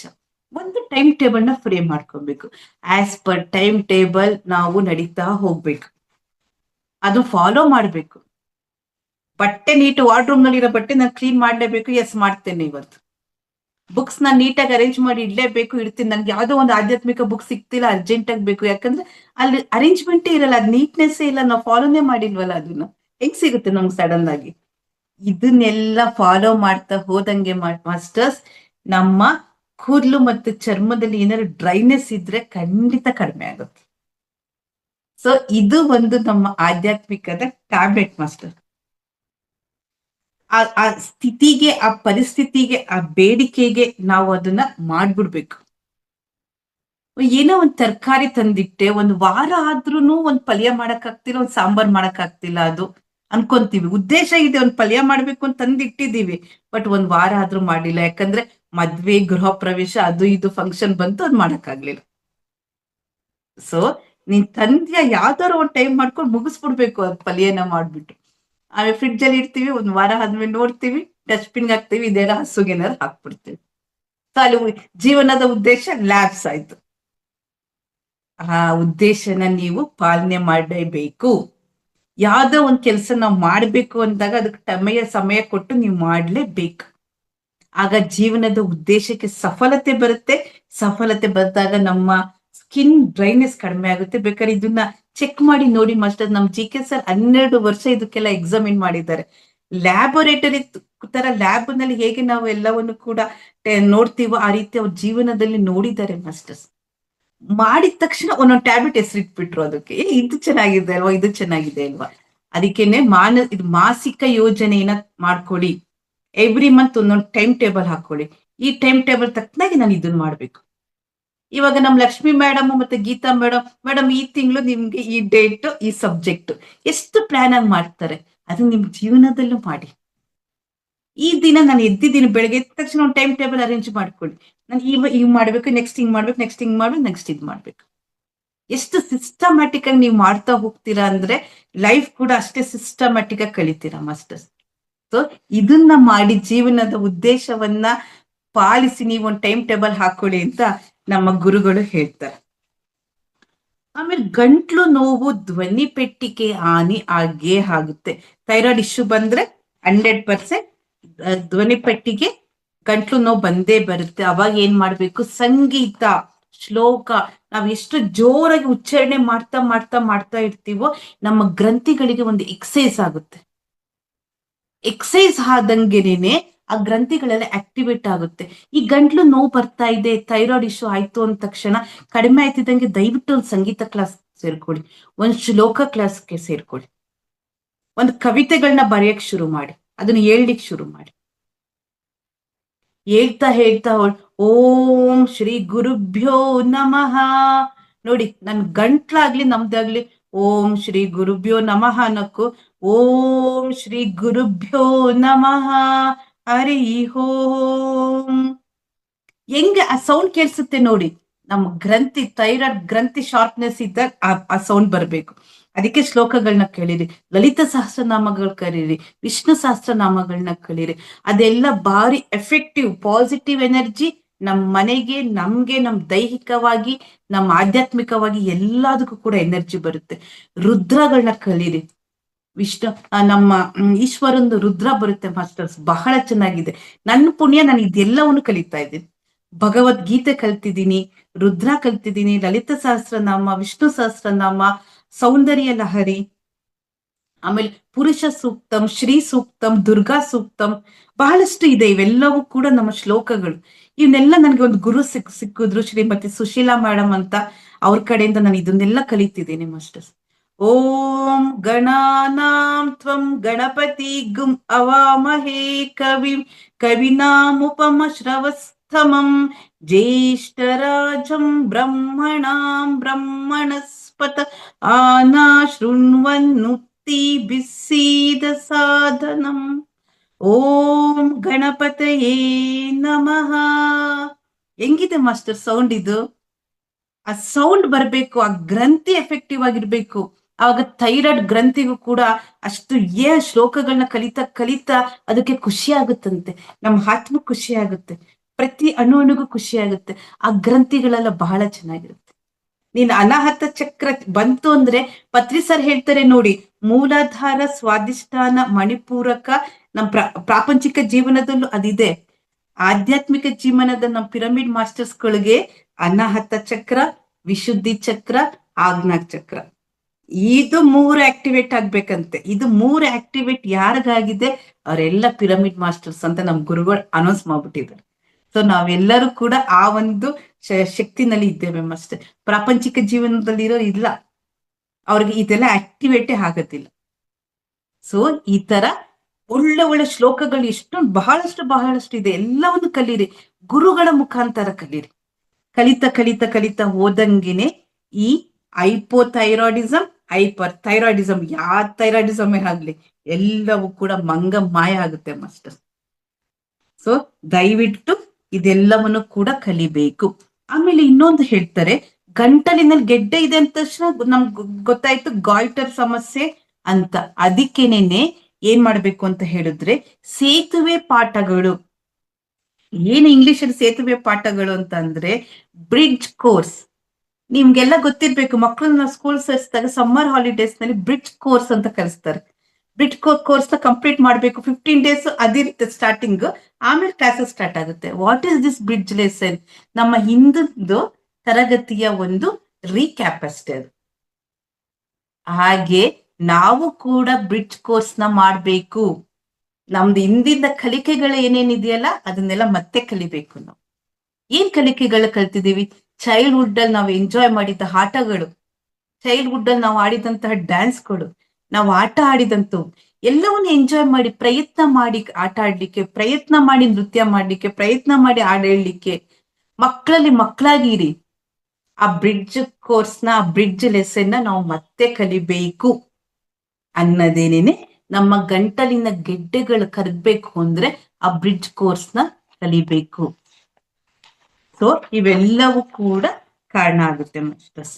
ಕೊನೆಗೆ ಹೇಳ್ತಾರೆ ನಮ್ ಗುರುಗಳು, ಥೈರಾಯ್ಡ್ ಸಮಸ್ಯೆ ರೋಗವಲ್ಲ, ಥೈರಾಯ್ಡ್ ರೋಗವಲ್ಲ, ಇದು ಮಾನಸಿಕ ಮಟ್ಟದ ಅಸ್ವಸ್ಥತೆ, ಮೂರ್ಖತನ, ಅನಾವಶ್ಯಕವಾಗಿ ಮಾತನಾಡುವುದು, ಇವೆಲ್ಲವೂ ಕೂಡ ಶಕ್ತಿಯನ್ನು ಕುಂದುತ್ತಾ ಬರುತ್ತೆ. ಆಗ ನಮ್ಗೆ ಥೈರಾಯ್ಡ್ ಸಮಸ್ಯೆ ಜಾಸ್ತಿ ಆಗುತ್ತೆ. ಹಾಗಾಗಿ ಯಾವಾಗ್ಲೂ ಕೂಡ ಸಕಾರಾತ್ಮಕ ಮಾತುಗಳನ್ನ, ಸಕಾರಾತ್ಮಕ ನಡವಳಿಕೆಗಳನ್ನ, ಸಕಾರಾತ್ಮಕ ಜನರನ್ನ, ಸಕಾರಾತ್ಮಕ ಸ್ಥಳದಲ್ಲಿ ನಾವು ಇದ್ದರೆ ನಮ್ಮ ಜೀವನ ಬಹಳಷ್ಟು ಸಮೃದ್ಧಿಯಾಗಿರುತ್ತೆ ಅಂತ ಇಲ್ಲಿ ನಮ್ಮ ಗುರುಗಳು ಹೇಳ್ತಾ ಹೋಗ್ತಾರೆ. ಸಂಗೀತ ಶ್ಲೋಕಗಳನ್ನ ನೀವು ಪಠಣೆ ಮಾಡೋದ್ರಿಂದ ಧ್ವನಿ ಪೆಟ್ಟಿಗೆಯಲ್ಲಿ ಒಂದು ಉತ್ತೇಜನ ಬರುತ್ತೆ. ಆಧ್ಯಾತ್ಮಿಕ ಸಾಂಸ್ಕೃತಿಕ ಚಟುವಟಿಕೆಗಳ ಭಾಗವಹಿಸಿ, ಆಧ್ಯಾತ್ಮಿಕ ತರಗತಿಗಳಲ್ಲಿ ಭಾಗವಹಿಸಿ, ಹೇಳುವಿಕೆ ಮತ್ತು ಕೇಳುವಿಕೆ ಎರಡೂ ಮಾಡ್ತಾ ಹೋಗಿ. ಸಾಂಸ್ಕೃತಿಕ ಚಟುವಟಿಕೆ ಎಲ್ಲೆಲ್ಲಿ ಕಲ್ಚರಲ್ ಆಕ್ಟಿವಿಟೀಸ್ ಬರುತ್ತ, ಇಲ್ಲಪ್ಪ ನಂಗೆ ಸಂಗೀತ ಹೇಳಕ್ ಬರಲ್ಲ, ನಾನ್ ಡ್ಯಾನ್ಸ್ ಅಂತೂ ಮಾಡಕ್ ಬರಲ್ಲ. ಪತ್ರಿ ಸರ್ ಡ್ಯಾನ್ಸ್ ಮಾಡೋರ್ನ ಬಹಳವಾಗಿ ಉತ್ತೇಜನ ಮಾಡ್ತಾ ಇದ್ರು. ನಮ್ಗೆಲ್ಲ ಗೊತ್ತಿದೆ ಅಲ್ವಾ, 3 hours 2 hours ಆದ್ಮೇಲೆ ನಾವು ಕಡ್ತಾಲ್ನ ನೋಡಿದೀವಿ, ನಮ್ ಬೆಂಗಳೂರಿನ ಬುದ್ಧ ಪೌರ್ಣಿಮಾ ನೋಡಿದೀವಿ. ಸರ್ ಎಲ್ಲೆಲ್ಲಿ ಮಾಡಿಸ್ತಾರೆ ಮೆಡಿಟೇಷನ್, ಅದಾದ್ಮೇಲೆ ಡ್ಯಾನ್ಸ್ ಇದ್ದೇ ಇರ್ತಾ ಇತ್ತು. ಇವಾಗಲೂ ನಾವೆಲ್ಲ ಅದನ್ನ ಫಾಲೋ ಮಾಡ್ತಾ ಇದೀವಲ್ವಾ ಮಾಸ್ಟರ್ಸ್. ಸೊ ಡ್ಯಾನ್ಸ್ಗೆ ಉತ್ತೇಜನ ಕೊಡಿ. ಮಕ್ಕಳು ಸ್ಕೂಲ್ ಡೇಗಳಲ್ಲಿ ಇವಾಗೆಲ್ಲ ಮುಗೀತು, ಆನ್ಯುವಲ್ ಡೇ, ಮಕ್ಕಳು ಪ್ರಾಕ್ಟೀಸ್ ಮಾಡ್ತಿದ್ದಾರೆ ಅಂತ ನೀವು ಎಂಜಾಯ್ ಮಾಡಿ, ಒಂದೆರಡು ಹಾಕಿ ಇದು ಡ್ಯಾನ್ಸ್. ಬೇಡ ಸಂಕೋಚ ಆಗುತ್ತೆ, ನೀವು ಒಬ್ಬರೇ ರೂಮ್ ನಲ್ಲಿ ಮಾಡಿ ಡ್ಯಾನ್ಸ್ ನ, ಯಾರು ಬೇಡ ಅಂತಾರೆ. ನಿಮ್ಮ ಆತ್ಮಕ್ಕೆ ಅದು ಶುದ್ಧತೆ, ನಿಮ್ಮ ಆತ್ಮಕ್ಕೆ ಅದು ಖುಷಿ ಕೊಡುತ್ತೆ. ಯಾಕಂದ್ರೆ ನೀವೆಲ್ಲ ಅನುಭವಿಸಿದ್ ಬ್ರಿಡ್ಜ್ ಕೋರ್ಸ್, ನೀವ್ ಅದನ್ನೆಲ್ಲ ಅನುಭವಿಸಿ ಬಂದಿದ್ದೀರಾ. ಆ ಬ್ರಿಡ್ಜ್ ಲೆಸನ್ ಮತ್ತೆ ಫಾಲೋ ಮಾಡಿ ಅಂತ ಇಲ್ಲಿ ಗುರುಗಳು ತೋರಿಸ್ತಾರೆ. ಬಟ್ ಇನ್ನೊಂದು ಬಹಳ ಚೆನ್ನಾಗಿ ಹೇಳ್ತಾರೆ, ತುಂಬಾ ಮಾತಾಡೋರು ಇರ್ತಾರೆ ನೋಡಿ, ತುಂಬಾ ಮೌನ ಇರ್ತಾರಲ್ಲ, ಅವ್ರಿಗೆ ಹ್ಯಾಟ್ಸ್ ಆಫ್ ಅಂತ ಹೇಳ್ತಾರೆ. ಅವರು ಮಹಾಯೋಗಿಗಳಾಗ್ಬಿಟ್ಟಿರ್ತಾರಂತೆ. ಹಾಗಾಗಿ ಅವ್ರಿಗೆ ಯಾವುದೇ ತರಹದ ಥೈರಾಯ್ಡ್ ಸಮಸ್ಯೆಗಳು ಬರೋದೇ ಇಲ್ಲ.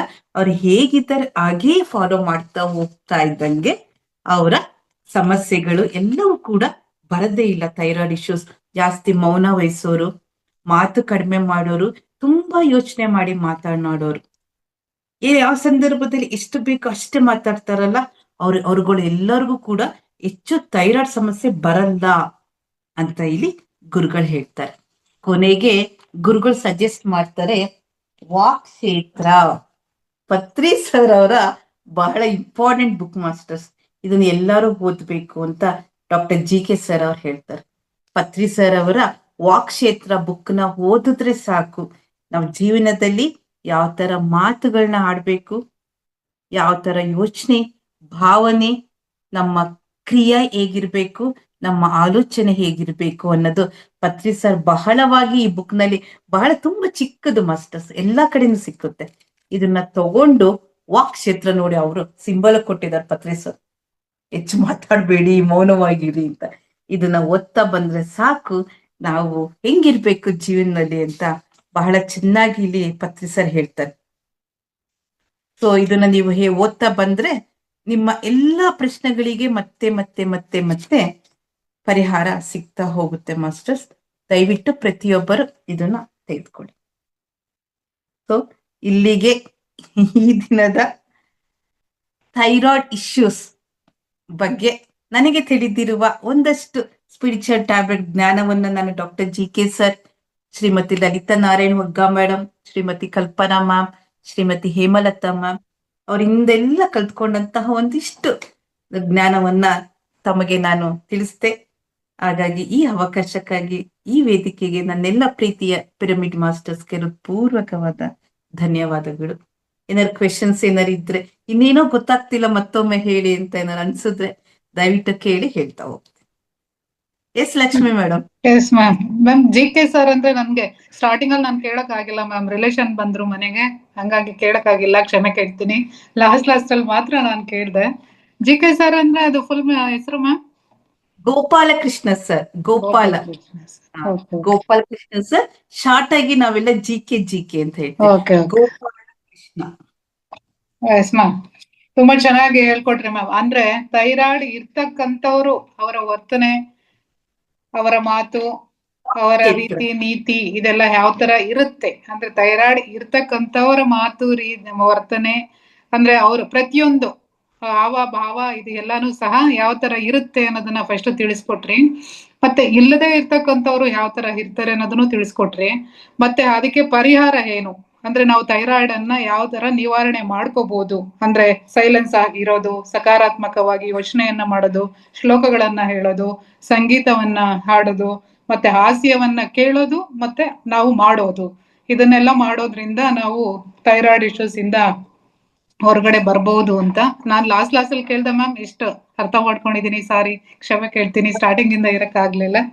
ಎಸ್ ಮ್ಯಾಮ್, ಅಂದ್ರೆ ತುಂಬಾ ಚೆನ್ನಾಗಿ ನಾವು ಥೈರಾಯ್ಡ್ ನಮಗಿದ್ಯಾ ಇಲ್ವಾ ಅಂತ ನಮ್ಗೆ ಅಂದ್ರೆ ನಮ್ಮಲ್ಲೇ ನಾವು ಕ್ವಶನ್ ಹಾಕೊಂಡ್ರೆ ನೀವ್ ಹೇಳಿದ ರೀತಿನ ನಾವು ಅಳವಡಿಸ್ಕೊಂಡು ನೋಡಿದಾಗ ನಮ್ಗೆ ಗೊತ್ತಾಗುತ್ತೆ ನಮ್ಗಿದ್ಯಾ ಇಲ್ವಾ ಅನ್ನೋದು. ಅಷ್ಟು ನಾನ್ ತಿಳ್ಕೊಂಡಿದ್ದು ಈ ಕ್ಲಾಸಿಂದ ಮ್ಯಾಮ್. ಖಂಡಿತ ಮೇಡಮ್, ಖಂಡಿತ. Thank you ma'am, thank you so much ma'am. Masters, ಈಗ ಈ ದಿನ ಥೈರಾಯ್ಡ್ ಇಶ್ಯೂಸ್ ಅನ್ನೋ ಕ್ಲಾಸಿನ ಬಗ್ಗೆ ಜ್ಯೋತಿ ಮೇಡಮ್ ಅವರು ತುಂಬಾ ಅದ್ಭುತವಾಗಿ ತಿಳಿಸ್ಕೊಟ್ಟಿದ್ದಾರೆ. ಮಾಸ್ಟರ್ಸ್, ನಿಮ್ದು ಏನೇ ಕ್ವಶನ್ಸ್ ಗಳಿರ್ಲಿ ಅಥವಾ ನಿಮ್ಮ ಅನಿಸಿಕೆಗಳಿರ್ಲಿ, ಏನೇ ಇದ್ರು ಬೇಗ ಬೇಗ ಹ್ಯಾಂಡ್ ರೈಸ್ ಮಾಡಿ. ಲಾಸ್ಟ್ ಅಲ್ಲಿ ಹ್ಯಾಂಡ್ ರೈಸ್ ಮಾಡ್ತೀರಾ, ಅವಾಗ ನಾವು ಟೈಮ್ ಕೊಡಕ್ ಆಗಲ್ಲ. ಈಗಲೇ ಸ್ಟಾರ್ಟಿಂಗ್ ಅಲ್ಲಿ ನೀವು ಹ್ಯಾಂಡ್ ರೈಸ್ ಮಾಡಿದ್ರೆ ನಮ್ಗೆ ಎಷ್ಟು ಜನ ಇದ್ದಾರೆ ಅಂತ ನೋಡ್ಕೊಂಡು ನಾವು ಒಬ್ಬೊಬ್ಬರಿಗೆ ಎಷ್ಟು ನಿಮಿಷ ಅಂತ ಟೈಮ್ ಕೊಡ್ಬೋದು. ಹಾಗಾಗಿ ಎಲ್ರು ಬೇಗ ಬೇಗ ಹ್ಯಾಂಡ್ ರೈಸ್ ಮಾಡಿ ಮಾಸ್ಟರ್ಸ್. ಶಶಿಕಲಾ ಮೇಡಮ್, ನಮಸ್ತೆ. ನಮಸ್ತೆ ಮೇಡಮ್.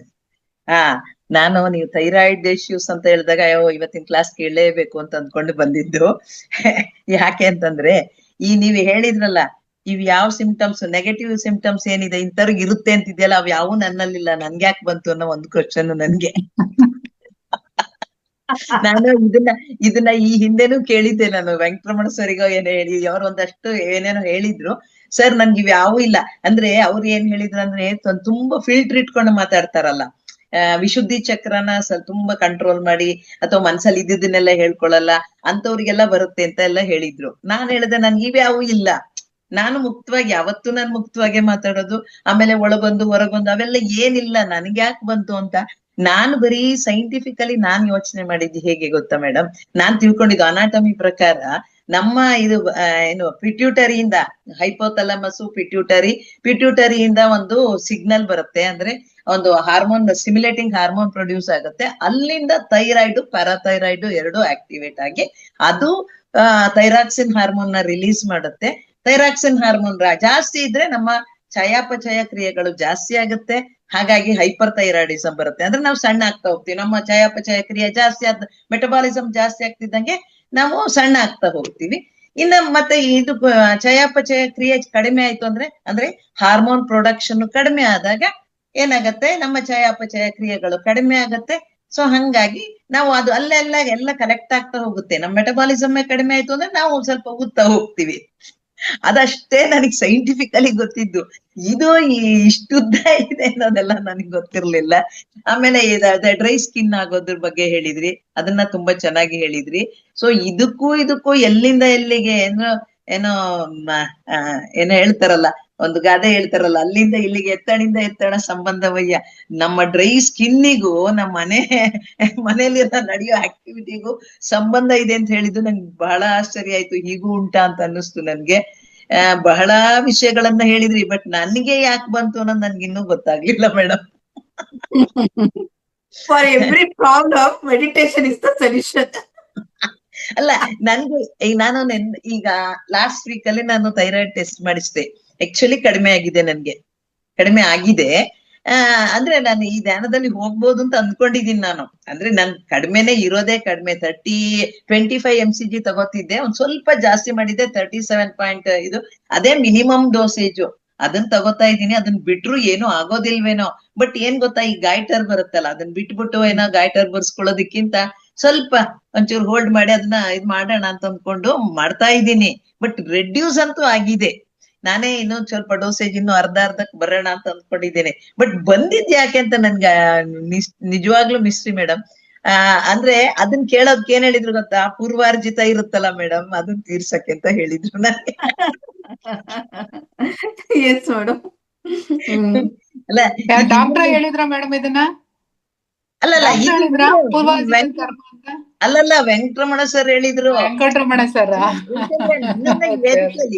ಹೇಗ್ ನಾನು ಹೇಗಂತ ಒಂದಷ್ಟು ಅನಲೈಸ್ ಮಾಡಿರ್ತಾರಲ್ಲ, ನಿಮಗ್ ಬಂದಿರೋದು ಪೂರ್ವಾರ್ಜಿತದ್ ಇರ್ಬೋದು ಮೇಡಮ್ ಅಂತ ಅಂದ್ಬಿಟ್ಟಿದ್ರು. ನಾನು ಹಂಗ ಅಂದ್ಕೊಂಡಿದೀನಿ. ಬಟ್ ಅದನ್ನ ಧ್ಯಾನದಿಂದ ಕಡಿಮೆ ಮಾಡ್ಕೋಬೇಕು ಅಂತ ಖಂಡಿತ ಅಂದ್ಕೊಂಡಿದೀನಿ.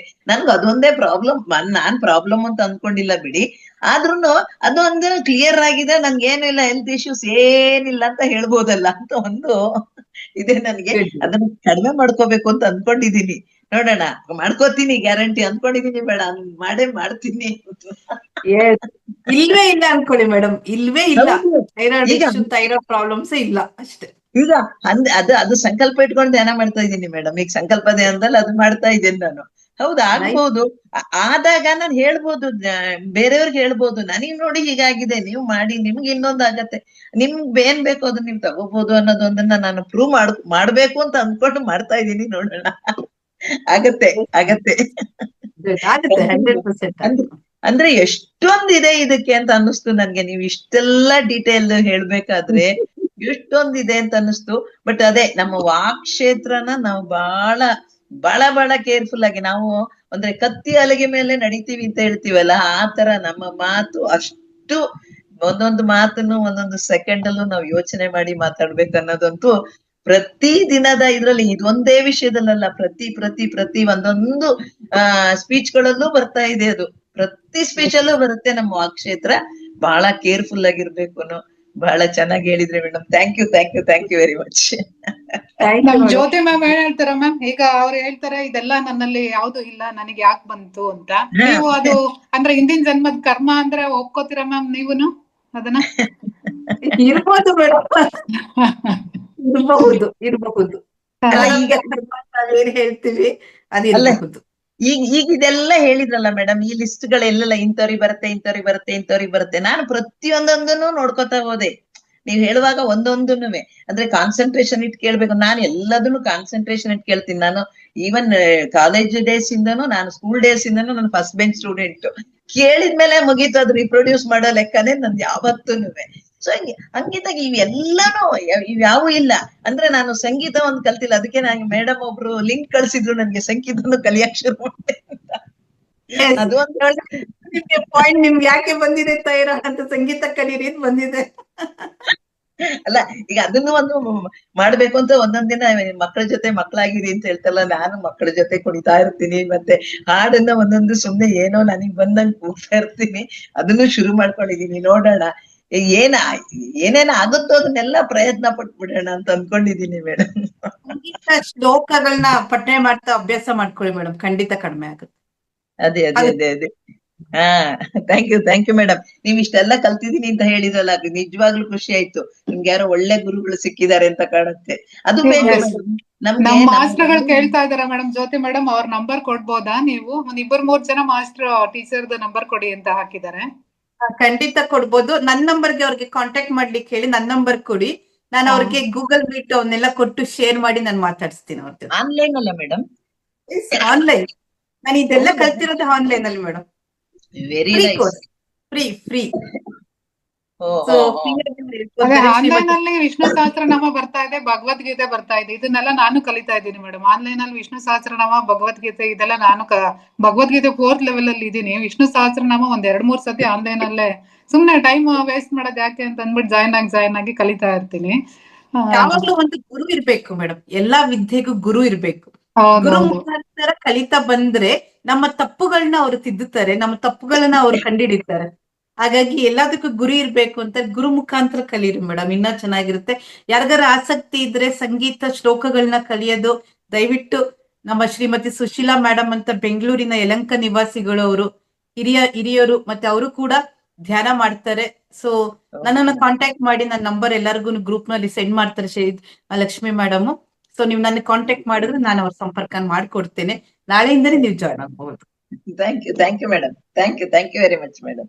ಅದಕ್ಕೆ ಸಂಬಂಧಪಟ್ಟಂತಹ ಸಂಗೀತಗಳನ್ನ, ಏನಾದ್ರು ಭಾವಗೀತೆ, ಭಕ್ತಿ ಗೀತೆ ಅವೆಲ್ಲ ಕಲಿಬೇಕು ಅಂದ್ರೆ ಇನ್ನೊಬ್ರು ನಮ್ಮ ಮಂಗಳೂರು ಮಾಸ್ಟರ್ ಇದ್ದಾರೆ, ಅವ್ರದ್ದು ಮಾತ್ರ ಪೇಯಬಲ್ ಕೇವಲ 350 ರೂಪಾಯಿ ಒಂದು ತಿಂಗಳಿಗೆ. ಸೊ ವಾರಕ್ಕೆ 2 ಸಲ ಇರುತ್ತೆ. ಅವರು ಕೂಡ ಬಹಳವಾಗಿ ಚೆನ್ನಾಗಿ ಹೇಳ್ತಾರೆ. ಅದ್ರಲ್ಲಿ ಆಸಕ್ತಿ ಇದ್ರೆ ಖಂಡಿತ ಅದನ್ನು ಕೂಡ ಫಾಲೋ ಮಾಡಿ. ಸೊ ಅವರಿಗೂ ಒಂದು ಸಹಾಯ ಆಗುತ್ತೆ. ನಮ್ಗೆ ಗುರುವಿಂದ ಸಂಗೀತದ ಒಂದು ವಿದ್ಯೆ ಬಂದ್ರೆ ನಮ್ಮಿಂದ ಅವ್ರಿಗೊಂದು ತೃಣಮೂಲ ಸಹಾಯ ಆಗುತ್ತೆ. ಸೊ 350 ರೂಪಾಯಿ ಹೆಚ್ಚೇನಿಲ್ಲ ಈಗಿನ ಕಾಲಕ್ಕೆ ಅಂತ ಅನ್ಕೊಂತೀನಿ. ಸಾಧ್ಯ ಬಂದ್ರೆ ನಾನು ಅವ್ರ ನಂಬರ್ ಕೂಡ ಕೊಡ್ತೇನೆ, ಅಲ್ಲೂ ಕೂಡ ನೀವು ಜಾಯ್ನ್ ಆಗ್ಬಹುದು. ನಾನು ಜ್ಯೋತಿ ಮೇಡಮ್ದು ಸಂಕಲ್ಪ ಗ್ರೂಪ್ಗೆ ನಂಬರ್ ಹಾಕ್ತೇನೆ. ನೀವು ಸಂಕಲ್ಪ ಗ್ರೂಪ್ ಅಲ್ಲಿ ನಂಬರ್ ನೋಡ್ಕೊಂಡು ನೀವು ಮೇಡಮ್ ನ ಕಾಂಟ್ಯಾಕ್ಟ್ ಮಾಡಿ, ಅವರು ಅವ್ರ ಗುರುಗಳ ನಂಬರ್ ಅನ್ನ ಕೊಡ್ತಾರೆ. Thank you very much madam. ಮತ್ತೆ ಬುಕ್ ನೇಮ್ ಕೇಳಿದ್ರಿ, ವಾಕ್ ಕ್ಷೇತ್ರ ಅಂತ ಮಾಸ್ಟರ್ಸ್. ಬುಕ್ ನೇಮ್ ಹೇಳಿ ಮೇಡಮ್ ಅಂತ ಚಾಟ್ ಬಾಕ್ಸ್ ಅಲ್ಲಿ ಹಾಕಿದ್ದಾರೆ. ಅದು ವಾಕ್ ಕ್ಷೇತ್ರ ಅಂತ ಬುಕ್ ಹೆಸರು. ಪತ್ರಿ ಸರ್ದೇನೆ ಅದು ವಾಕ್ ಕ್ಷೇತ್ರ ಅಂತ. ದಯವಿಟ್ಟು ಇದೆಲ್ಲಾರನ್ನು ತಗೊಂಡು ಓದಿ ಮಾಸ್ಟರ್, ಬಹಳ ಚೆನ್ನಾಗಿದೆ. ಸುಜಾತ ಮೇಡಮ್ ನಮಸ್ತೆ. ನಮಸ್ತೆ ಮ್ಯಾಮ್, ಮಾತಾಡಿ ನಮಸ್ತೆ ಮ್ಯಾಮ್, ಅನ್ಮ್ಯೂಟ್ ಮೇಡಮ್. ಮಾಡ್ಕೊಳ್ಳಿ. ಎಲ್ಲಾ ಆತ್ಮಜೀವಿಗಳಿಗೂ ಪ್ರಣಾಮಗಳು ಮೇಡಮ್. ತುಂಬಾ ಅದ್ಭುತವಾದ ಥೈರಾಯ್ಡ್ ಮೇಲೆ ನೀವು ಇದು ತಿಳಿಸಿದ್ರಿ. ನಾನು ಇವತ್ತೇ ಜಾಯ್ನ್ ಆಗಿನಿ ಬಹಳ ದಿನದ ಮೇಲೆ. ನನ್ನ 2 ಪ್ರಶ್ನೆಗಳಿಗೆ ಉತ್ತರ ಸಿಕ್ಬಿಡ್ತು ಮೇಡಮ್. ನೀ ಲಕ್ಷ್ಮಿ ಮೇಡಮ್ ಅವ್ರಲಿಂದಾನು ನಿಮ್ ನಂಬರ್ ಕೇಳ್ಕೊಬೇಕಂತ ಮಾಡಿದ್ದೆ, ಅದ್ರದ್ದು ಉತ್ತರನು ತಾನೇ ಸಿಕ್ತು, ಎಲ್ಲಾನು ಸಿಕ್ತು ಮೇಡಮ್. ನನಗೆ ಶ್ಲೋಕವನ್ನು ಕಲಿಯೋದಕ್ಕೆ ಆಸಕ್ತಿ ಇದೆ ಮೇಡಮ್, ಮೊದ್ಲೇ ಹಿಡಿದನು ಇದೆ. ನಂದು ಸಪ್ತಸತಿ ಪಾತ್ರ ನನ್ನ ನ್ಯಾಲಿಗೆ ದಪ್ಪಿದ್ರು ಸುಧಾ ನಮ್ಮ ಗುರುಗಳು ತುಂಬಾ ಚೆನ್ನಾಗಿ ಒಂದೊಂದು ಅಕ್ಷರ ಬಿಡಿಸಿ ಕಲಿಸಿದ್ದಾರೆ ಮೇಡಮ್. ಇವಾಗ ನನಗ ಪೂರ್ಣ ಪಾಠ ಮಾಡ್ಲಿಕ್ಕೆ ಆಗಂಗಿಲ್ಲ, ಆದ್ರೆ ಸ್ವಲ್ಪ ಆದರೂ ಓದಿ ಮಾಡ್ತೀನಿ ಮೇಡಮ್. ನೀವು ಬಾಕಿದ ಶ್ಲೋಕವನ್ನು ಕಲಿಯಲಿಕ್ಕೆ ತುಂಬಾ ಇಚ್ಛಾ ಇದೆ. ನೀವು ಪುಣಾದವರ ಎಲ್ಲಿಯವರು ಜ್ಯೋತಿ ಮೇಡಮ್ ನೀವು? ನಾವು ಬೆಂಗಳೂರು ಮೇಡಮ್, ಬೆಂಗಳೂರು. ಹೌದ್ವಾ? ನನಗನಿಸಿತ್ತು ಪುಣಾ ಇದ್ರೆ ನಾ ಪುಣಾಕ್ ಹೊಂಟಿನಿ 11 ತಾರೀಕಿಗೆ ಭೇಟಿ ಆಗ್ಬೇಕಂತ ವಿಚಾರ ಇತ್ತು. ಓಕೆ ಮೇಡಮ್, ಫೋನ್ ಮೇಲೆ ಮಾತನಾಡೋಣಂತ. ಆಮೇಲೆ ನನಗೆ ಶ್ಲೋಕ ನೀವು ಮತ್ತೊಂದು ಗುರುಜಿದು ಹೇಳಿದ್ರಲ್ಲ, ಅದ್ರ ಒಂದ್ ಸ್ಥಳದಲ್ಲಿ ನಾನು ಇದ್ದ ಮೇಲೆ ಅದು ಅವ್ರ ಕ್ಲಾಸ್ ಜಾಯಿನ್ ಹಾಕಿನಿ ಮೇಡಮ್, ಫೀಸ್ ತುಂಬಿ. ಆಮೇಲೆ ಬಾಕಿ ಶ್ಲೋಕ ಅಂತೂ ಜಾಯಿನ್ ಆಗಿ ಆಗ್ತೀನಿ ಮೇಡಮ್. ಥ್ಯಾಂಕ್ ಯು ಮೇಡಮ್, ತುಂಬಾ ಅದ್ಭುತವಾಗಿ ತಿಳಿಸ್ಕೊಟ್ರಿ. ಎಲ್ಲಾ ಆತ್ಮಜೀವಿಗಳಿಗೆ ನನ್ನ ಪ್ರಣಾಮಗಳು. ಶಶಿಕಲಾ ಮೇಡಮ್ ಲಿಂದ ಎಲ್ಲಾ ಉತ್ತರ ಅದ್ರೊಳಗೆ ಸಿಕ್ಬಿಡುತ್ತೆ ನೀವಿಬ್ರು ಸಂವಾದನ ಮಾಡೋದರಲ್ಲಿ. ಲಕ್ಷ್ಮೀಕಾಂತ್ ಮೇಡಮ್ನು ಎಲ್ಲಾರ್ಗು ನನ್ನ ಒಂದು ಥ್ಯಾಂಕ್ ಯು ಲಕ್ಷ್ಮಿ. ನಾನೊಂದ್ಸಲ ನಂಬರ್ ಹೇಳ್ತೀನಿ, ದಯವಿಟ್ಟು ಬರ್ಕೊಳ್ಳಿ. ನಂದು ಓಕೆ 8147 ಸಾವಕಾಶ ಹೇಳಿ madam. 8147 284986 8147284986 8147284986 Jyoti. Jyoti, thank you madam, thank you. Thank you so much madam. ನೀವು ಯಾವ ಹೊತ್ನ್ಯಾಗ ಫ್ರೀ ಇರ್ತೀರಿ ಮೇಡಮ್ ನಿಮ್ಗೆ ಕಾಲ್ ಮಾಡ್ಲಿಕ್ಕೆ? ಮಾಡಿ ಮೇಡಮ್, ನೀವು ಯಾವಾಗ ಮಾಡಿದ್ರು ನಾವು ತೆಗಿತೇವೆ. ನಿಮ್ಗೆ ಡಿಸ್ಟರ್ಬ್ ಮಾಡೋದು ಬೇಡ, ಅದಕ್ಕೆ ನಾವು ತೆಗಿಲಿಲ್ಲ ಅಂದ್ರೆ ಯಾವ್ದಾದ್ರು ಒಂದು ಶ್ಲೋಕ ಕ್ಲಾಸ್ ನಲ್ಲಿ ಇರ್ತೀನಿ, ಆ ನಂತರ ನಾನು ಮಿಸ್ಡ್ ಕಾಲ್ ನೋಡಿ ನಾನು ಖಂಡಿತ call. Okay madam, thank you madam, thank you. 8147284986. Okay.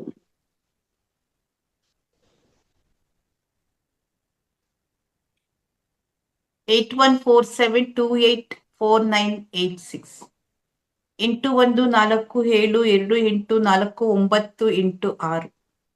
ಆಯ್ತು ಮೇಡಮ್, ಥ್ಯಾಂಕ್ ಯು, ಬರ್ಕೊಂಡಿದ್ದೀನಿ. ಮೇಡಮ್ ಏನಿಲ್ಲ ಅಂದ್ರೆ ಒಂದ್ 5 ಸತಿ ನಂಬರ್ ಹೇಳಿದ್ದಾರೆ, ಎಲ್ರಿಗೂ ಸಹ ನಂಬರ್ ಸಿಕ್ಕಿದೆ ಅಂತ ಅನ್ಕೊಂಡಿದ್ದೀನಿ ಮಾಸ್ಟರ್. ಮತ್ತೆ ಶಾರ್ಟ್ ಬಾಕ್ಸ್ ಅಲ್ಲಿ ನಂಬರ್ ಕೇಳ್ಬೇಡಿ. ಪ್ರತಿ ಸಾರಿ ಕೇಳಿದಾಗಲೂ ಮೇಡಮ್ ನಂಬರ್ ಹೇಳಿದ್ದಾರೆ ಆಲ್ರೆಡಿ. ಓಕೆ, ಇನ್ನು ಯಾರಾದ್ರೂ ಇದ್ರೆ ಹ್ಯಾಂಡ್ ರೈಸ್ ಮಾಡಿ ಮಾಸ್ಟರ್ಸ್. ಇನ್ನು ನಮ್ಗೆ 12 ನಿಮಿಷಗಳ ಕಾಲ ಟೈಮ್ ಇದೆ. ಇವತ್ತು ಥೈರಾಯ್ಡ್ ಇಶ್ಯೂಸ್ ಬಗ್ಗೆ ಏನು ನಿಮ್ಗೆ ಅನಿಸಿಕೆ, ಅಂದ್ರೆ ನಿಮ್ಗೆ ಏನು ಅನ್ನಿಸ್ತು, ಮತ್ತೆ ಏನಾದ್ರೂ ಕ್ವಶನ್ಸ್ ಇದ್ರೆ ಹ್ಯಾಂಡ್ ರೈಸ್ ಮಾಡಿ ಮಾತಾಡಿ. ಇನ್ನು ನಮ್ಗೆ ಒಂದು 12 ನಿಮಿಷಗಳ ಕಾಲ ಟೈಮ್ ಇದೆ. ಸುಭದ್ರ ಮ್ಯಾಮ್ ಮಾತಾಡಿ ಮ್ಯಾಮ್. ನಮಸ್ತೆ ಲಕ್ಷ್ಮಿ ಮೇಡಮ್. ನಮಸ್ತೆ ಮ್ಯಾಮ್. ನಮಸ್ತೆ ಜ್ಯೋತಿ ಮೇಡಮ್. ತುಂಬಾ ಚೆನ್ನಾಗಿ ಹೇಳಿದ್ರಿ. ಆಧ್ಯಾತ್ಮಿಕವಾಗಿ ಹೇಗೆ ನಾವು ಇದನ್ನ ಥೈರಾಯ್ಡ್ ನ ಕಡಿಮೆ ಮಾಡ್ಕೋಬಹುದು, ಸಾಮಾಜಿಕವಾಗಿ ಹೇಗೆ ಕಡಿಮೆ ಮಾಡ್ಕೋಬಹುದು ಅನ್ನೋದನ್ನ ನಾನು ದುರ್ಗಾ ಸಪ್ತಶತಿ ಮತ್ತೆ ರುದ್ರ ಸಹಸ್ರನಾಮ, ವಿಷ್ಣು ಸಹಸ್ರನಾಮ, ಲಲಿತಾ ಸಹಸ್ರನಾಮ, ಭಗವದ್ಗೀತಾ ಇವೆಲ್ಲಾನು ಚಾಂಟ್ ಮಾಡ್ತೀನಿ madam. Super, very nice, super. ಖಂಡಿತ ಬೇಕು ಮೇಡಮ್, ಖಂಡಿತ. ನಮ್ಗೆಲ್ಲ ಇದೆಲ್ಲ ಬೇಕೇ ಬೇಕಾದಲ್ಲಿ ಯಾವ್ದೇ ವಯಸ್ಸಿನ ಒಂದು ಹಿತಿ ಮಿತಿ ಏನು ಇಲ್ಲ ಮಾಸ್ಟರ್ಸ್. ನಮ್ಮ ಗುರುಗಳಿಗೆ ಇವಾಗ 60 ಎಲ್ಲಾನು ಕಲಿಬೇಕು ಅನ್ನೋ ಆಸೆಯಿಂದ ಎಲ್ಲ ಕಲ್ತ್ಕೊಂಡಿದ್ದೀನಿ. ಖಂಡಿತ ಎಲ್ಲರೂ ಕಲೀರಿ. ಸಪ್ತಶತಿ ಎಲ್ಲ ಕಲ್ತಿದ್ದು ಮೇಡಮ್. Super super. ಸೊ ಇದೆಲ್ಲವೂ ನೀವು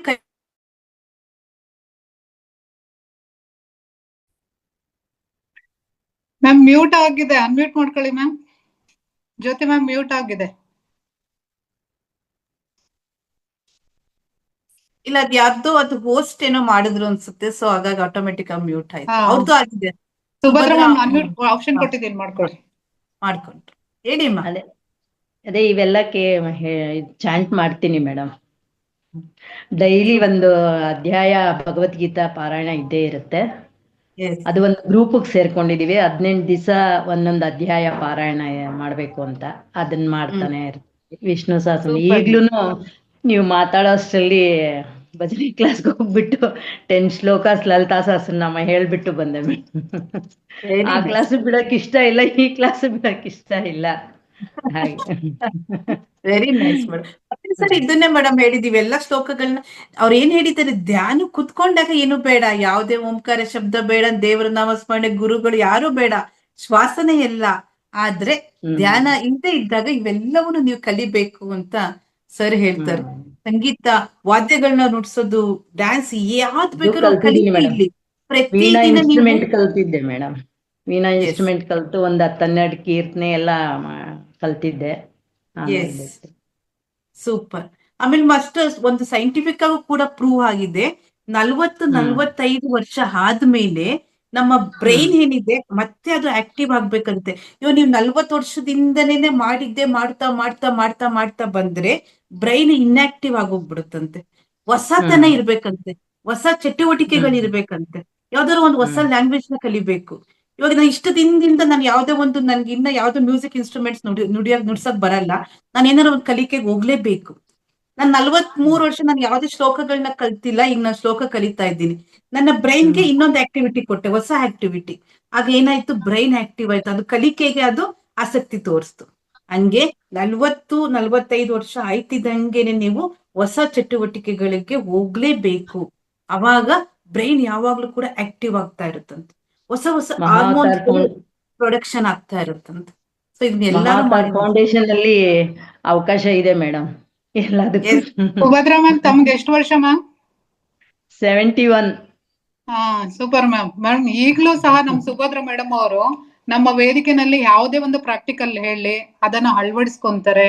ಒಂದು ಸ್ವಾಧ್ಯಾಯಕ್ಕೂ ಸಹ ನಾನೇ ಸ್ವಾಧ್ಯಾಯ ಕೊಡ್ತೀನಿ ಅಂತ ಮುಂದೆ ಅವರೇ ಬಂದು ಸ್ವಾಧ್ಯಾಯಕ್ಕೆ ಹೆಸರುಗಳನ್ನ ಕೊಡ್ತಾರೆ ಮ್ಯಾಮ್. ಹಾಗಾಗಿ ನೋಡಿ ಇವಾಗ ಎಷ್ಟು ಅವರು ಶ್ಲೋಕಗಳ ಹೆಸರುಗಳನ್ನ ಹೇಳಿದ್ರು, ಎಲ್ಲವನ್ನು ಅಳವಡಿಸ್ಕೊಂಡಿದ್ದಾರೆ. ಅಂದ್ರೆ ಸಕಲ ಕಲಾ ವಲ್ಲಭೆ ನಮ್ಮ ಅಯ್ಯೋ ಸುಭದ್ರ ಇಲ್ಲ ಮೇಡಮ್ 72 ಇಯರ್ಸ್ ಅಲ್ಲೂ ಸಹ ಎಷ್ಟು ಆಕ್ಟಿವ್ ಎಲ್ಲ ಆಗಿ. ಬರಲ್ಲ. Yes ma'am. ಸಕಲ ಕಲೆಯಲ್ಲಿ ಇಲ್ಲ ಮೇಡಮ್, ಯಾವ್ದೋ ಒಂದೆರಡು ಅಷ್ಟೇ.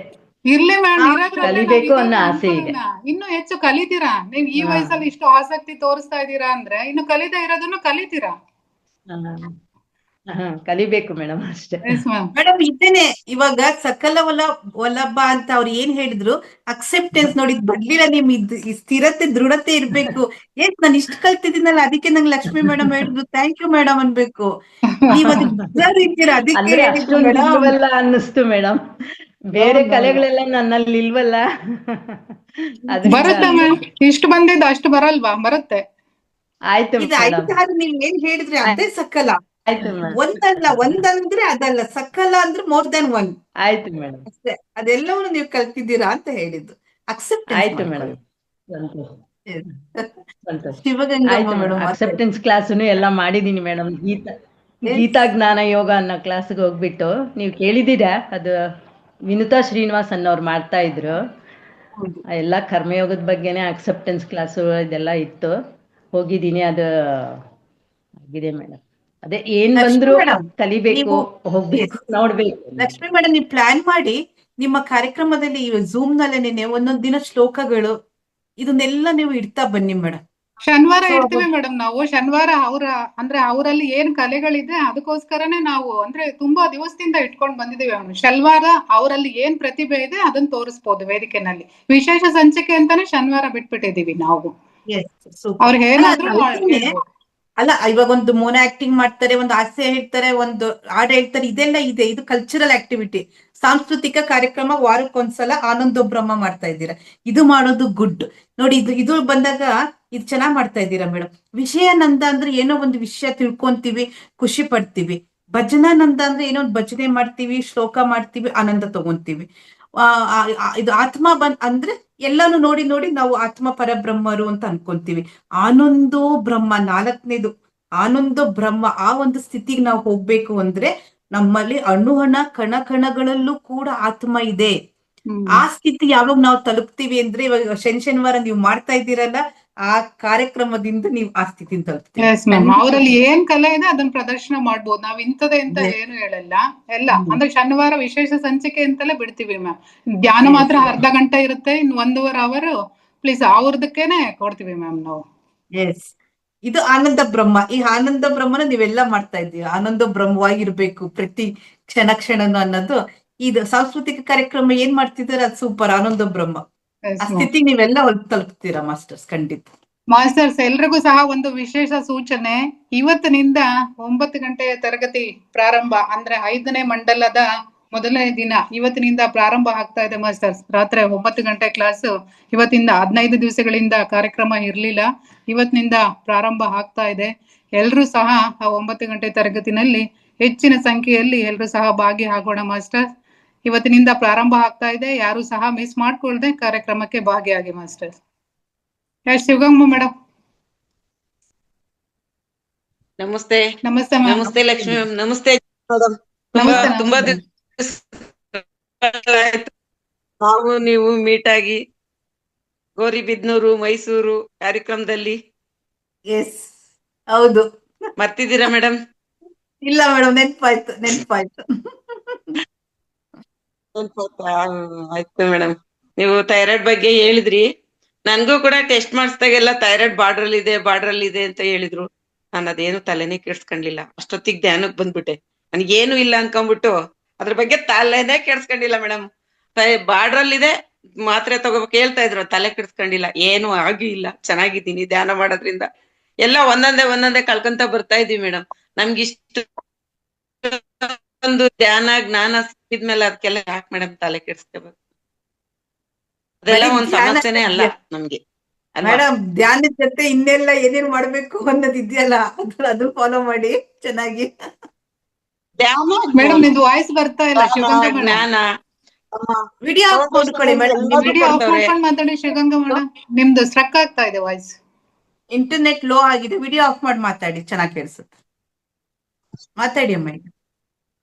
ಇವಾಗ ಕೇಳಿಸ್ತಾ ಇದೆಯಾ ಮೇಡಮ್? ಕೇಳಿಸ್ತಾ ಇದೆ, ಮಾತಾಡಿ. ಕೇಳಿಸ್ತಾ ಇದೆ, ಮಾತಾಡಿ ಮ್ಯಾಮ್. ನಮ್ಮ ಜ್ಯೋತಿ ಮೇಡಮ್ ಅವರ ಕಂಠದಿಂದ ಒಂದ್ ಹಾಡ್ ಕೇಳಲೇಬೇಕು. ಅವ್ರು ಮಾತಾಡಿದ್ರೆ ಒಂದ್ ಹಾಡ್ ಆಡ್ದಂಗ್ ಇರುತ್ತೆ ಅವ್ರದ್ದು. ಹೇಳ್ತೀನಿ ಮೇಡಮ್, ಖಂಡಿತ ಹೇಳ್ತೀನಿ. ಜ್ಯೋತಿ ಮೇಡಮ್ ಆಡಿದ್ರು ಸ್ವಾಧ್ಯಾಯ ಕೊಡುವಾಗ್ಲೇ, ನೀವು ಕೇಳಿಸ್ಕೊಂಡಿಲ್ಲ ಅನ್ಸತ್ತೆ. ಲೇಟ್ ಆಗಿ ಜಾಯಿನ್ ಆಗ್ಬಿಟ್ಟೆ. ನನ್ ಮೊಮ್ಮಗು ಇರೋದ್ರಿಂದ ನನಗೆ ಕರೆಕ್ಟ್ ಆಗಿ ಜಾಯಿನ್ ಆಗಕ್ ಆಗೋದಿಲ್ಲ. ಓಕೆ ಮ್ಯಾಮ್, ಲಾಸ್ಟ್ ಅಲ್ಲಿ ಇಟ್ಕೊಳ್ಳೋಣ. ನೋಡಿ, ಈಗ ಲಾಸ್ಟ್ ಅಲ್ಲಿ ನಮ್ದು ಹ್ಯಾಂಡ್ ರೈಸ್ 5 6 ಇದೆ. ಇದೆಲ್ಲ ಹ್ಯಾಂಡ್ ಆದ್ಮೇಲೆ ಇಟ್ಕೊಳ್ಳೋಣ ಮೇಡಮ್ ಸಾಂಗ್. ಓಕೆನಾ? ಆಯ್ತು ಮೇಡಮ್. ಧನ್ಯವಾದ ಮೇಡಮ್. ಅವ್ರನ್ನ ಮಾತಾಡ್ತಿತ್ತು ಮೇಡಮ್ ನ, ತುಂಬಾ ವರ್ಷ ಆಗಿತ್ತು, ಅದಕ್ಕೋಸ್ಕರ ನಾನು ಹ್ಯಾಂಡ್ ರೈಸ್ ಮಾಡಿದೆ. ಧನ್ಯವಾದ ಅವಕಾಶಕ್ಕಾಗಿ. Thank you ma'am. Thank you ma'am. Thank you. Nagaratna ma'am. ನಮಸ್ತೆ ಮೇಡಮ್. ನಮಸ್ತೆ ಮೇಡಮ್. ನಿಮ್ ತುಂಬಾ ಧನ್ಯವಾದ ಹೇಳ್ಬೇಕು ಮೇಡಮ್. ಯಾಕಂದ್ರೆ ತುಂಬಾ ಮೌನ ಕೂಡ ಒಳ್ಳೇದಲ್ಲ. ಶ್ಲೋಕಗಳು ಅದು ಕಲಿಯುಗದಲ್ಲಿ, ದ್ವಾಪರ ಯುಗದಲ್ಲಿ, ತ್ರೇತಾ ಯುಗದಲ್ಲಿ ಯಜ್ಞ ಯಾಗಾದಿಗಳು ಮಾಡ್ತಿದ್ರು. ಇವಾಗ ತುಂಬಾ ಈ ನಮ್ಮ ಸಂಗೀತ ಧ್ಯಾನ ಇದ್ರಕ್ಕಿಂತ ಒಂದು ಭಜನೆ ಈ ಪ್ರೋಗ್ರಾಮ್ ಜೊತೆಗೆ ನೀವ್ ಹೇಳ್ತಾ ಇದ್ರಲ್ಲ, ಶ್ಲೋಕಗಳು ತುಂಬಾ ಉಪಯೋಗ ಆಗುತ್ತೆ. ಅದನ್ನ ನಾನು ಅರ್ಥ ಮಾಡ್ಕೊಂಡು ಇವಾಗ ನೀವ್ ಹೇಳ್ದಂಗೆ ನಾವು ವಿಷ್ಣು ಸಹಸ್ರನಾಮ, ಲಲಿತಾ ಸಹಸ್ರನಾಮ, ಹಾಗೆ ಸೌಂದರ್ಯ ಲಹರಿ, ದುರ್ಗಾ ಸಪ್ತಶತಿ ಇದೆಲ್ಲ ಹೇಳಿದಾಗ ನಮ್ಗೆ ಕಂಠದಲ್ಲಿ ಕೂಡ ಒಂದು ಎಕ್ಸರ್ಸೈಸ್ ಕೂಡ ಆದಂಗ ಆಗುತ್ತೆ. ವಿಶುದ್ಧಿ ಚಕ್ರ ತುಂಬಾ ಚೆನ್ನಾಗಿ ವರ್ಕ್ ಆಗುತ್ತೆ ಮೇಡಮ್. ಅದ್ರ ಬಗ್ಗೆ ಅದು ನಮಗೆ ತುಂಬಾ ಚೆನ್ನಾಗಿ ಗೊತ್ತಾಗಿದೆ. ಈಗ ನಿಮ್ ಕ್ಲಾಸ್ ಇದಾಗಕ್ ಮೊದ್ಲು 2 ರಿಂದ 1 hour 3 ಗಂಟೆ ತನಕ ಯಾವ್ದಾದ್ರು ಒಂದು ಕ್ಲಾಸ್ ಬೇಕು ಅನ್ಸುತ್ತೆ ನಮ್ಗೆ. 1-1:30 ತನಕ ಬಿಟ್ರೆ ಮತ್ತೆ 2 ರಿಂದ 3 ಗಂಟೆ ತನಕ ಈಗ ನವರತ್ನ ಮಾಲಿಕಾ ಸ್ತೋತ್ರ ಅಂತ ಒಂದು ತುಂಬಾ ಚೆನ್ನಾಗಿದೆ ಮೇಡಮ್. ಆ ಶ್ಲೋಕ ಕೇಳ್ಬಿಟ್ಟು ನೆಕ್ಸ್ಟ್ 2 ನಿಮಿಷ ಲೇಟ್ ಆಗಿ ಜಾಯ್ನ್ ಆದೆ ನಾನು. ಅದ್ರಲ್ಲೂ ಒಂದು ನಾವೆಲ್ಲ ಸುಮಾರು ಸೌಂದರ್ಯ ಲಹರಿನ 3-4 ಸರಿ ಕಲ್ತ್ಕೊಂಡಿದೀವಿ ಮೇಡಮ್. ಯಾಕೆಂದ್ರೆ ಒತ್ತಕ್ಷರಗಳು ನಿಜವಾಗ್ಲೂ ಬಿಡಿಸಿ ಹೇಳ್ಕೊಟ್ಟು ಅದರಿಂದ ನಾವು ಉಪಯೋಗ ಕೂಡ ಪಡ್ಕೊಂಡಿದೀವಿ. ನಮ್ಮ ಯಜಮಾನ್ರು ಹುಷಾರಿಲ್ಲದಾಗ ಒಂದ್ ಸರಿ 11 ಸರಿ ಹೇಳ್ಬೇಕು ಅಂತ 22 ಸರಿ ಹೇಳ್ಬೇಕು, 11 ಜನ 2 ಸರಿ ಹೇಳಿದ್ರೆ ಸಾಕು ಅಂದ್ರು. ನಾವು ಗ್ರೂಪ್ ಅಲ್ಲಿ ಕೂತ್ಕೊಂಡು ಹೇಳಿದಾಗ ಅದ್ರ ತಕ್ಷಣ ನಮ್ಗೆ ರಿಸಲ್ಟ್ ಬಂತು ಮೇಡಮ್. ನಿಜವಾಗ್ಲೂ ಅದ್ರ ಬಗ್ಗೆ ಎಲ್ಲ ಶ್ಲೋಕಗಳ ಮಹತ್ವ ಎಲ್ಲ ನನಗೆ ಚೆನ್ನಾಗಿ ಅರ್ಥ ಆಗಿದೆ. ನಾನು ಮೊದಲಿಗೆ ನಾನು ಕ್ಲಾಸ್ ಅಲ್ಲಿ ಇಲ್ಲಿ ಬಂದಾಗ ಮಹಾತಾರ ಫೌಂಡೇಶನ್ ಅಲ್ಲಿ ವಿಷ್ಣು ಸಹಸ್ರನಾಮದ್ದೇ ಒಂದು ಕ್ಲಾಸ್ ತಗೊಂಡು ಅದ್ರಲ್ಲಿ ಹೇಳ್ದೆ. ಅದೇ ಒಂದು ಕ್ಯಾಸೆಟ್ ಆಗಿದೆ. ಅದನ್ನ ನಾನು ಇನ್ನು ಮತ್ತೆ ರಿಪೀಟ್ ಮಾಡಿ ಇಟ್ಕೊಂಡು ನೋಡ್ಕೊತಾ ಇರ್ತೀನಿ ಮೇಡಮ್. ವಿಷ್ಣು ಸಹಸ್ರನಾಮ ಕ್ಲಾಸ್ ಕೊಡೋಷ್ಟು ಶಕ್ತಿ ನಮ್ಮ ಗುರುಗಳು ಒಂದನೇ ಹೇಳಿ ನಾನು ಅವತ್ತು ಮಾಡ್ಬೇಕಿತ್ತು. ಆಮೇಲೆ ನನ್ನ ಕ್ಷಮೆ ಕೇಳ್ಕೊಡಿ, ಯಾಕೆಂದ್ರೆ ನಾನು ಕ್ಲಾಸ್ ಕೊಡೋಷ್ಟು ಮಟ್ಟಿಗೆ ಅವ್ರು ಕಳ್ಸಿದ್ರಲ್ಲ. ಗುರು ವಂದನೆ ಮೊದಲು ಮುಖ್ಯ ಮೇಡಮ್, ಅದು ಕಳ್ಸಿಕೊಟ್ಟವ್ರಿಗೆ ಮೊದಲು ಒಂದು ವಂದನೆ ಹೇಳ್ಬೇಕು. ಥ್ಯಾಂಕ್ಸ್ ಮೇಡಮ್, ನೀವು ತುಂಬಾ ಚೆನ್ನಾಗಿ, ಯಾಕೆಂದ್ರೆ ಯಾವುದೇ ಒಂದು ಮಂಗಳಾರತಿ ಕೂಡ ಮಾಡ್ಬೇಕಾದ್ರೂ ಒಂದು ಶ್ಲೋಕ ಇಲ್ಲದೆ ಮಾಡಬಾರ್ದಂತೆ. ದೇವ್ರಿಗೂನು ಕಿವಿ ಇದೆಲ್ಲ ಕಣ್ಣೆಲ್ಲ ನಮ್ಮ ನೋಡ್ತಾ ಇದ್ರೆ ಯಾವ್ದೋ ಬರೀ ಕೈಯಲ್ಲಿ ಹೋಗೋದಾಗ್ಲಿ, ಹಣ್ಣು ಹೂವು ಇಲ್ಲದೆ ಹೋಗೋದು ದೇವಸ್ಥಾನಕ್ಕೆ. ಒಂದು ಕರ್ಪೂರ, ಒಂದು ಬೆಂಕಿಪಟ್ಟಣ, ಒಂದು ಕರ್ಪೂರ ನನ್ನ ಬ್ಯಾಗಲ್ಲಿ ಯಾವಾಗ್ಲೂ ಇರುತ್ತೆ ಮೇಡಮ್. ಅದೊಂದು ಕರ್ಪೂರ ಹಚ್ಚಿ ಬಾಗ್ಲ ಕೈ ಮುಗ್ಬಿಡ್ರಿ, ಓಪನ್ ಆಗಿಲ್ವಾ ಬಾಗ್ಲ ಕೃಷ್ಣಾರ್ಪಣ ವಸ್ತು ಹೇಳ್ಬಿಟ್ಟು ಬಂದ್ಬಿಡ್ಬೇಕು. ಅದೊಂದು ನನಗೆ ತುಂಬಾ ಚೆನ್ನಾಗಿ ನಮ್ಮ ದೊಡ್ಡಮ್ಮ ಒಬ್ರು ಇದ್ರು, ಅವ್ರು ಕಲ್ಸ್ಕೊಟ್ಟಿದ್ರು. ಹಾಡುಗಳು ನಂಗೆ ತುಂಬಾ ದಿವಸದಿಂದ ಹಾಡುಗಳೆಲ್ಲ ತುಂಬಾ ಇಷ್ಟ. ಅಂದ್ರೆ ಸ್ವಲ್ಪ ನೀವ್ ಹೇಳ್ದಂಗೆ ಮಧ್ಯ ಒಂದ್ ಸ್ವಲ್ಪ ದಿವಸ ನಾನು ಟೀಚರ್ ಆಗಿದ್ರಿಂದ ಸ್ವಲ್ಪ ಪ್ರಾಬ್ಲಮ್ ಆಗಿತ್ತು, ಗಂಟ್ಲು ಜೊತೆಗೆ ಕೋಲ್ಡ್ ಎಫೆಕ್ಟ್ ಏನೋ. ಒಂದ್ 15 ದಿನ ನಾನು ನಿಜವಾಗ್ಲೂ ವಿಶುದ್ಧಿ ಚಕ್ರ ನಂದು ಹೋಯ್ತು ಅಂತಲೇ ಅನ್ಕೊಂಡ್ಬಿಟ್ಟಿದ್ವಿ. ನೆಕ್ಸ್ಟ್ ಮತ್ತೆ ಎಲ್ಲ ಸರಿಯಾಗಿ ಈಗ ಮಾಡ್ತಾ ಇದೀವಿ ಮೇಡಮ್. ಧನ್ಯವಾದ ಮೇಡಮ್, ಯಾಕೆಂದ್ರೆ ನಾವು ಮಾಡೋ ಒಂದೊಂದು ಒಂದು ಇದ್ರಲ್ಲೂ ಅರ್ಥ ಇದೆ ಅಂತ ನೀವು ಇನ್ನೊಂದ್ಸರಿ ನನಗೆ ಜ್ಞಾಪಿಸ್ಕೊಟ್ರಿ ಮೇಡಮ್. ಯಾಕೆಂದ್ರೆ ಒಂದ್ ಮಂಗಳಾರತಿ ಮಾಡ್ಬೇಕಾದ್ರೂ ಒಂದ್ ಮಂತ್ರ 3 ಅಕ್ಷರನಾದ್ರೂ ಹೇಳ್ಕೊಂಡೇ ಮಾಡ್ಬೇಕಂತೆ ದೇವ್ರಿಗೆ. ಇದ್ರೆ ನಮ್ ತಂದೆ ಹೇಳೋರು, ಮೂಕ ಯಾವಾಗ್ಲೂ ಇಷ್ಟ ಇಲ್ಲ, ಬರೀ ಮೂಕದ್ ಮಾಡಬಾರ್ದು, ಬರೀ ಮಂಗಳಾರತಿ ಹೇಳೋದ್ರಲ್ಲಿ ಏನೂ ಇರಲ್ಲ, ನೆನ್ಸ್ಕೊಂಡು ಅವನ ಹೆಸರಾದ್ರೂ ಹೇಳಿ ಏನೋರು. ತುಂಬಾ ಧನ್ಯವಾದ ಮೇಡಮ್, ಧನ್ಯವಾದ. Thank you Nagaratna ma'am, thank you. Annapurna ma'am, Annapurna Shettar ma'am. ನಮಸ್ತೆ ಲಕ್ಷ್ಮಿ ಮೇಡಮ್. ನಮಸ್ತೆ ಮ್ಯಾಮ್. ನಮಸ್ತೆ ಜ್ಯೋತಿ ಮೇಡಮ್. ನಮಸ್ತೆ ಮೇಡಮ್. ನಮಸ್ತೆ. ತುಂಬಾ ಚೆನ್ನಾಗಿ ಹೇಳಿದ್ರಿ ಇದು ಥೈರಾಯ್ಡ್ ಇಶ್ಯೂ ಬಗ್ಗೆ. ನನ್ಗೂ ಥೈರಾಯ್ಡ್ ಇತ್ತು ಮೇಡಮ್, ಇವಾಗ ಬಹಳ ಡೋಸ್ ಕಡಿಮೆ ಆಗಿದೆ. ಈ ಧ್ಯಾನಕ್ಕೆ ಬಂದ ನಂತರ ತುಂಬಾ ಕಡಿಮೆ ಆಗಿದೆ ನನ್ಗೂ. ಆದ್ರೆ ಈ ಶ್ಲೋಕಗಳು ಓದೋದ್ರಿಂದ ನಮ್ಗೆ ಇದು ಆಗ್ತೈತೆ ಅನ್ನೋದು ನನ್ಗೆ ಗೊತ್ತಿರ್ಲಿಲ್ಲ ಮೇಡಮ್. ಶುದ್ಧಿ ಚಕ್ರ ಚೆನ್ನಾಗಿ ಆಗ್ತೈತಿ, ಆಕ್ಟಿವೇಟ್ ಆಗ್ತೈತಿ ಅನ್ನೋದು. ನಾನು ಸುಮ್ನೆ ಇದು ಯಾವ್ದು ಸ್ತೋತ್ರ ಓದ್ತಾ ಇದ್ದೇನೆ ಮೇಡಮ್, ಲಲಿತಾ ಸಹಸ್ರನಾಮ ಡೈಲಿ ಓದ್ತಾ ಇದ್ದೇನೆ. ಆದ್ರೆ ನಾನೇ ಸ್ವಂತ ಓದ್ತಾ ಇದ್ದೇನೆ, ಆ ಗುರುಗಳ ಹತ್ರ ನಾನು ಹೇಳ್ಸ್ಕೊಂಡಿಲ್ಲ, ಅದನ್ನು ಓದ್ತಾ ಇದ್ದೇನೆ. ಹಿಂಗಾಗಿ ಸ್ವಲ್ಪ ಚೆನ್ನಾಗಿ ಅನಿಸ್ತೈತಿ ಮೇಡಮ್ ಅದು. ಮತ್ತೆ ನೀವು ಕೆಲವೊಂದು ಸರ್ಗಳು ಕಟ್ಟಾಕವು, ಇದು ಇದಕ್ಕೂ ಸಂಬಂಧ ಅನ್ನೋದು ನನಗೆ ವಂಡರ್ ಆತ್ ಮೇಡಮ್. ಅದೇನೇ ಮೇಡಮ್ ಸ್ಪಿರಿಚುವಲ್ ಟ್ಯಾಬ್ಲೆಟ್ ವಂಡರ್ಸ್. ಹೌದೇನ್ ಮೇಡಮ್, ಅದ್ರ ಬಗ್ಗೆ ನನ್ಗೆ ಬಹಳ ಇದು ಅನಿಸ್ತು ಮೇಡಮ್. ಇದಕ್ಕೂ ಏನ್ ಸಂಬಂಧ ಇರ್ತೈತಿ ಅಂತಂದು ಇವಾಗ ನೀವ್ ಹೇಳಿದ್ದು ಬಹಳ ಇದ್ರ ಬಗ್ಗೆ ಬಹಳ ಜಾಸ್ತಿನ ತಿಳುವಳಿಕೆ ಬಂತು ಮೇಡಮ್.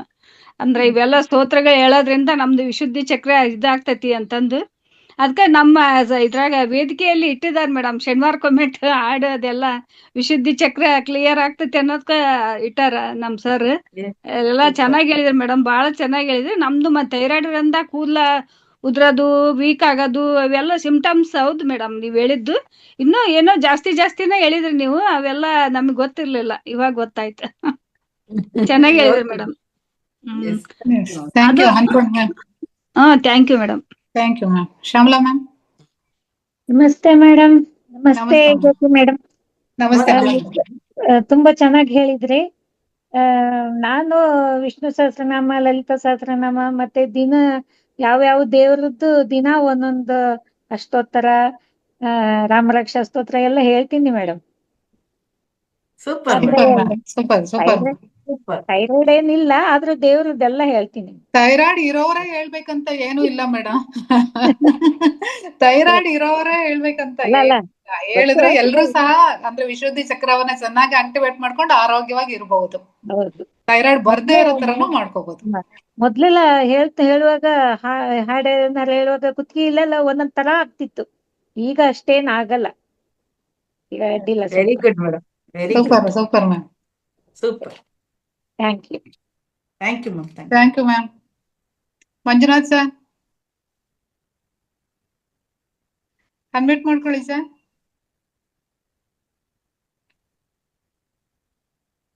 ಮಂಜುನಾಥ್ ಸರ್ ಅನ್ಮ್ಯೂಟ್ ಮಾಡ್ಕೊಳ್ಳಿ, ಆಪ್ಷನ್ ಕೊಟ್ಟಿದ್ದೀನಿ.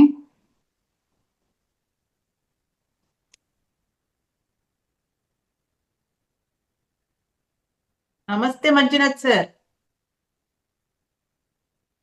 ಅನ್ಮ್ಯೂಟ್ ಆಗಿದೆ, ಮಾತಾಡಿ ಸರ್. ನಮಸ್ತೆ ಮೇಡಮ್. ನಮಸ್ತೆ. ಎಲ್ಲ ಮಾಸ್ಟರ್ಗಳಿಗೂ ಆತ್ಮಪೂರ್ವಕ ನಮನಗಳು. ಮೇಡಮ್, ನಾನು ಸ್ವಲ್ಪ ತಡವಾಗಿ ಈ ಕಾರ್ಯಕ್ರಮಕ್ಕೆ ಜಾಯಿನ್ ಆದೆ, ಹಾಗಾಗಿ ನೀವು ನೀಡಿದ ಉಪನ್ಯಾಸವನ್ನು ಕೇಳಿಕೆ ಸಾಧ್ಯ ಆಗಲಿಲ್ಲ. ಆದ್ರೂ ಕೂಡ ಮೇಡಮ್, ನಾನು ಒಂದು ಅಭಿಪ್ರಾಯವನ್ನ ಹಂಚ್ಕೊಳ್ಬೇಕು ಅಂತೇಳಿ ಅಂದ್ಕೊಂಡಿದ್ದೇನೆ. ನೀವು ಅನುಮತಿಯನ್ನ ಕೊಟ್ರ ಮೇಡಮ್? ಸರ್ ಖಂಡಿತ ಸರ್, ಆಗ್ಬೋದು. ಇದು ನಮ್ಮೆಲ್ಲರ ವೇದಿಕೆ ಸರ್, ಅನುಮತಿ ಏನಿಲ್ಲ ಇದ್ರಲ್ಲಿ, ಮಾತಾಡಿ ಸರ್. ಬಹುತೇಕ ಈ ಜೂಮ್ ಕ್ಲಾಸ್ ನಲ್ಲಿ ಎಲ್ಲ ತಾಯಂದಿರಿದ್ದೀರಿ, ಎಲ್ಲ ಮಾತೃ ಹೃದಯವನ್ನ ಹೊಂದಿರ್ತಕ್ಕಂಥ, ಮಾತೃ ವಾತ್ಸಲ್ಯವನ್ನ ಹೊಂದಿರ್ತಕ್ಕಂಥ, ಎಲ್ಲ ಮಕ್ಕಳನ್ನ ಹೊಂದಿರ್ತಕ್ಕಂಥ, ಮಕ್ಕಳನ್ನ ಪೋಷಣೆ ಮಾಡಿ ಕನಸುಗಳನ್ನ ಕಂಡು ಅವರ ಬದುಕುಗಳನ್ನ ಬಹಳ ದೊಡ್ಡ ಮಟ್ಟಕ್ಕೆ ಕಟ್ಟದಂತ ತಾಯಂದಿರಿದ್ದೀರಿ. ತಮ್ಮೆಲ್ಲರಿಗೂ ಕೂಡ ಮಕ್ಕಳಿರ್ತಾರೆ, ಪೋಷಕರುಗಳು ಕೂಡ ಎಲ್ಲರೂ ಇರ್ತಾರೆ. ಮೇಡಮ್, ಇವತ್ತು ಇರಾನಿನ ಯುದ್ಧ ನಡೀತಾ ಇದೆ. ಆ ಯುದ್ಧದ ಸಂದರ್ಭದಲ್ಲಿ ಒಂದು ಶಾಲೆಯ ಮೇಲೆ ಬಾಂಬಿನ ದಾಳಿ ಆಗ್ತದೆ, ಮಕ್ಕಳ ಮಾರಣ ಹೋಮ ಆಗ್ತದೆ. ಅತ್ಯಂತ ಅಸಹಾಯಕ ಮಕ್ಕಳು ಈ ಮನುಷ್ಯನ ದೌರ್ಬಲ್ಯಗಳಿಗೆ, ಕ್ರೂರ ನರ್ತನಕ್ಕೆ, ಅಹಂಕಾರಕ್ಕೆ, ಕ್ರೌರ್ಯಕ್ಕೆ, ಬೀಭತ್ಸ ವರ್ತನೆಗಳಿಗೆ, ಬೇರೆ ಬೇರೆ ರೀತಿಯಾದ ವಿಕೃತಿಗಳಿಗೆ ಆ ಮಕ್ಕಳು ಬಲಿಯಾಗ್ತಾರೆ.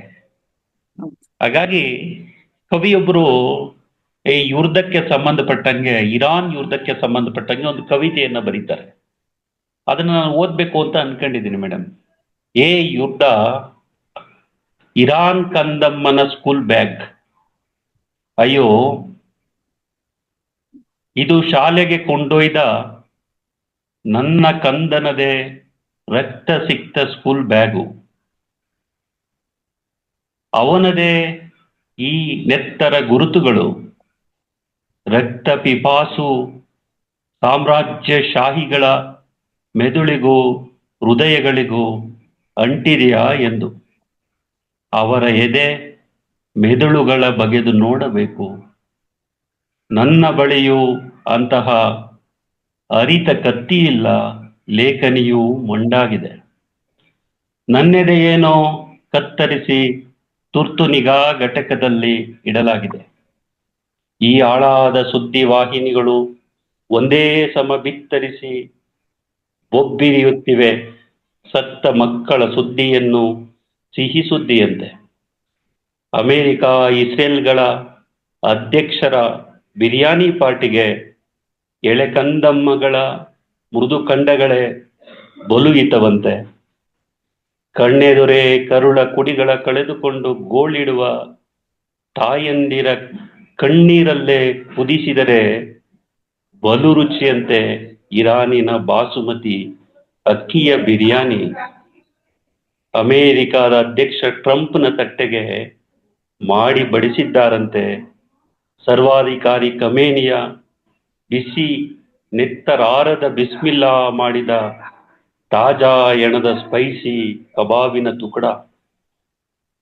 ಕೊಲ್ಲ ಬಂದವನನ್ನು ತಾಯ ಕರುಳಿಂದಲೇ ಕ್ಷಮಿಸಿ ಬಿಡೆಂದು ದೇವರಲ್ಲಿ ಮೊರೆ ಇಟ್ಟ ಶಿಲುಬೆ ಒತ್ತೇ ಸತ್ತ ಯೇಸು ಕ್ರಿಸ್ತನ ಕರುಣೆ ಜಿನುಗುವ ಜೆರುಸಲೇಮ್ ನಲ್ಲೀಗ ಮಂಡಿಯೂರಿ ಪ್ರಾರ್ಥಿಸಲು ಕ್ರಿಸ್ತನಿಲ್ಲ.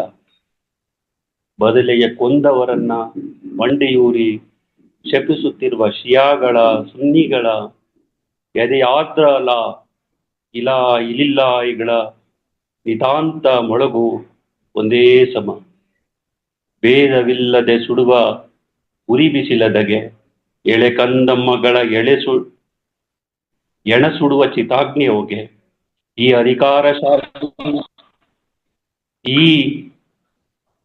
ಅಧಿಕಾರಶಾಹಿ ಅಹಂಕಾರಿಗಳ, ಈ ರಾಕ್ಷಸ ರಾಜರುಗಳ ರಕ್ತ ಪಿಪಾಸು ದಾಹಕ್ಕೆ ನಮ್ಮ ಮಕ್ಕಳು ಮಡದಿಯರ ಶೆರ್ಬಿ, ಬೋಟಿ, ತಲೆಮಾಂಸ, ಚಾಕ್ಣ, ಎಳೆಪಾದಗಳ ಕಾಲು ಸೂಪೆ ಮಜವಂತೆ. ಅಯ್ಯೋ, ನನ್ನ ಬುದ್ಧಿಗೇನಾಗಿದೆ ಮಂಕು, ಇದು ನನ್ನ ಮಗುವಿನದೇ ಸ್ಕೂಲು ಬ್ಯಾಗು. ಅಲ್ಲೇ ಎಲ್ಲಾದರೂ ಇದ್ದೀತು ನೋಡಿ, ಇನ್ನೂ ಮನೆಗೆ ಬಾರದಿರುವ ನಿಮ್ಮ ಮಕ್ಕಳದು ನೆತ್ತರು ಮೆತ್ತಿದ ಸ್ಕೂಲ್ ಬ್ಯಾಗು.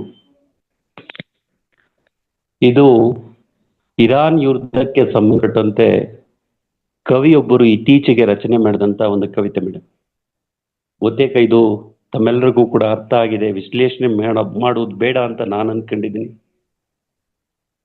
ಬಹಳ ಕಣ್ಣಾಲಿಗಳು ತೇವ ಆಗುತ್ತೆ ಮೇಡಮ್. ಖಂಡಿತ ಸರ್. ರಕ್ತಸಿಕ್ತವಾದ ಸ್ಕೂಲ್ ಬ್ಯಾಗುಗಳು, ನೂರಾರು ಮಕ್ಕಳನ್ನ ಒಂದೇ JCBಗಳನ್ನ ತೆಗೆದುಕೊಂಡು ಬಂದು ಹೂಳು ತೆಗೆದು ಒಂದೇ ಗುಂಡಿಯಲ್ಲಿ ನೂರಾರು ಮಕ್ಕಳ ಶವಗಳನ್ನ, ಎಳೆ ಹಸುಗೂಸುಗಳನ್ನ ಬಹುತೇಕ LKG, UKG, 1ನೇ ಕ್ಲಾಸ್ 2ನೇ ಕ್ಲಾಸ್ನಂತ ಆ ಮುಗ್ಧ ಮಕ್ಕಳ ಮಾರಣ ಹೋಮ ಮಾಡಿದಂತ ಈ ಅಧಿಕಾರಶಾಹಿಗೆ, ಈ ಕೆಟ್ಟ ಮನಸ್ಥಿತಿಗಳಿಗೆ ನಾವು ಏನೆನ್ನಬೇಕು? ಬಹಳ ನೋವಾಗುತ್ತೆ ಮೇಡಮ್, ಖಂಡಿತ ಬಹಳ ಸರ್. ನೋವಾಗ್ತದೆ. ಖಂಡಿತ ಸತ್ಯ, ಖಂಡಿತ ಸತ್ಯ. ಬಹುತೇಕ ಈ ಧ್ಯಾನದ ಆಶಯ ಮುಖಾಂತರ ತಮ್ಮೆಲ್ಲರಿಗೂ ಧ್ಯಾನ ಕುಳಿತುಕೊಂಡು ಕೇಳ್ಕೊಬೇಕು ಅಷ್ಟೇನೆ. ಭಗವಂತ ಈ ಯುದ್ಧನ ದಯವಿಟ್ಟು ನಿಲ್ಲಿಸಿ, ಎಲ್ಲ ದೇಶಕ್ಕೂ ಶಾಂತಿಯನ್ನು ಕೊಡಪ್ಪ ಭಗವಂತ. ಇದೊಂದೇ ನಮ್ ಕೈಲಿ ಮಾಡೋ ಅಂತದ್ದು ಮಾಸ್ಟರ್ಸ್. ನೀವೆಲ್ಲ ಸಂಕಲ್ಪ ಧ್ಯಾನವನ್ನ ಮಾಡ್ತಾ ಇದ್ದೀರಾ, ದಯವಿಟ್ಟು ಇನ್ನು ಮೇಲೆ ಪ್ರತಿದಿನ ಶಶಿಕಲಾ ಮೇಡಮ್ ಈ ಒಂದು ವಾಕ್ಯವನ್ನು ಕೂಡ ಸೇರಿಸಿ ಸಂಕಲ್ಪ ಧ್ಯಾನ ಶುರು ಮಾಡಿ ಮೇಡಮ್. ನಾನು ಕೊನೆಯದಾಗಿ ನನ್ನ ಮಾತನ್ನು ಮುಗಿಸ್ಬಿಡ್ತೇನೆ. ನಾವೆಲ್ಲರೂ ಕೂಡ ಮನುಷ್ಯರು, ವಿಶ್ವ ಭ್ರಾತೃತ್ವದ ಪರಿಕಲ್ಪನೆಯಲ್ಲಿ ನಾವೆಲ್ಲರೂ ಜೀವನವನ್ನ ನಡೆಸ್ತಾ ಇದ್ದೇವೆ. ಕೇವಲ ಮನುಷ್ಯರಿಗಷ್ಟೇ ಅಲ್ಲ, ಜಗತ್ತು, ವಿಶ್ವದಲ್ಲಿರ್ತಕ್ಕಂಥ ಕ್ರಿಮಿಕೀಟಗಳು ಕೂಡ ನೆಮ್ಮದಿಯಾಗಿ ಬದುಕಲಿ ಅಂತೇಳಿ ಭಾರತೀಯರು ಯಾವತ್ತೂ ಕೂಡ ಅಹಿಂಸಾ ತತ್ವದ ಅಡಿಯಲ್ಲಿ ಪ್ರಾರ್ಥನೆಯನ್ನ ಮಾಡ್ತಾರೆ. ಈ ಮನುಷ್ಯತ್ವಕ್ಕೆ, ಮಾನವೀಯತೆಗೆ ಗಡಿಗಳಿಲ್ಲ, ದೇಶಗಳಿಲ್ಲ. ಇದು ವಿಶ್ವವ್ಯಾಪಿಯಾಗಿರ್ತಕ್ಕಂಥದ್ದು. ಅಂತ ಸಂದರ್ಭದಲ್ಲಿ ಇಂಥ ಮಾರಣ ಹೋಮ, ಯುದ್ಧಗಳು ನಡಿಬಾರ್ದು ಅಂತೇಳಿ ನೀವು ಹೇಳಿದಾಗೆ ನಾವೆಲ್ಲರೂ ಜ್ಞಾನ ಮಾಡಬೇಕಾದಂತ ಅನಿವಾರ್ಯತೆ ಇದೆ ಅನ್ನುವಂಥ ಒಂದು ಆಶಯವನ್ನು ವ್ಯಕ್ತ ಮಾಡಿ, ಬಹುತೇಕ ಇದು ಪ್ರಸ್ತುತವಾದ ವಿಷಯನೋ ಅಲ್ವೋ ಗೊತ್ತಿಲ್ಲ, ಆದ್ರೂ ಕೂಡ ನಾನು ಪ್ರಸ್ತಾಪ ಮಾಡಿದ್ದೇನೆ.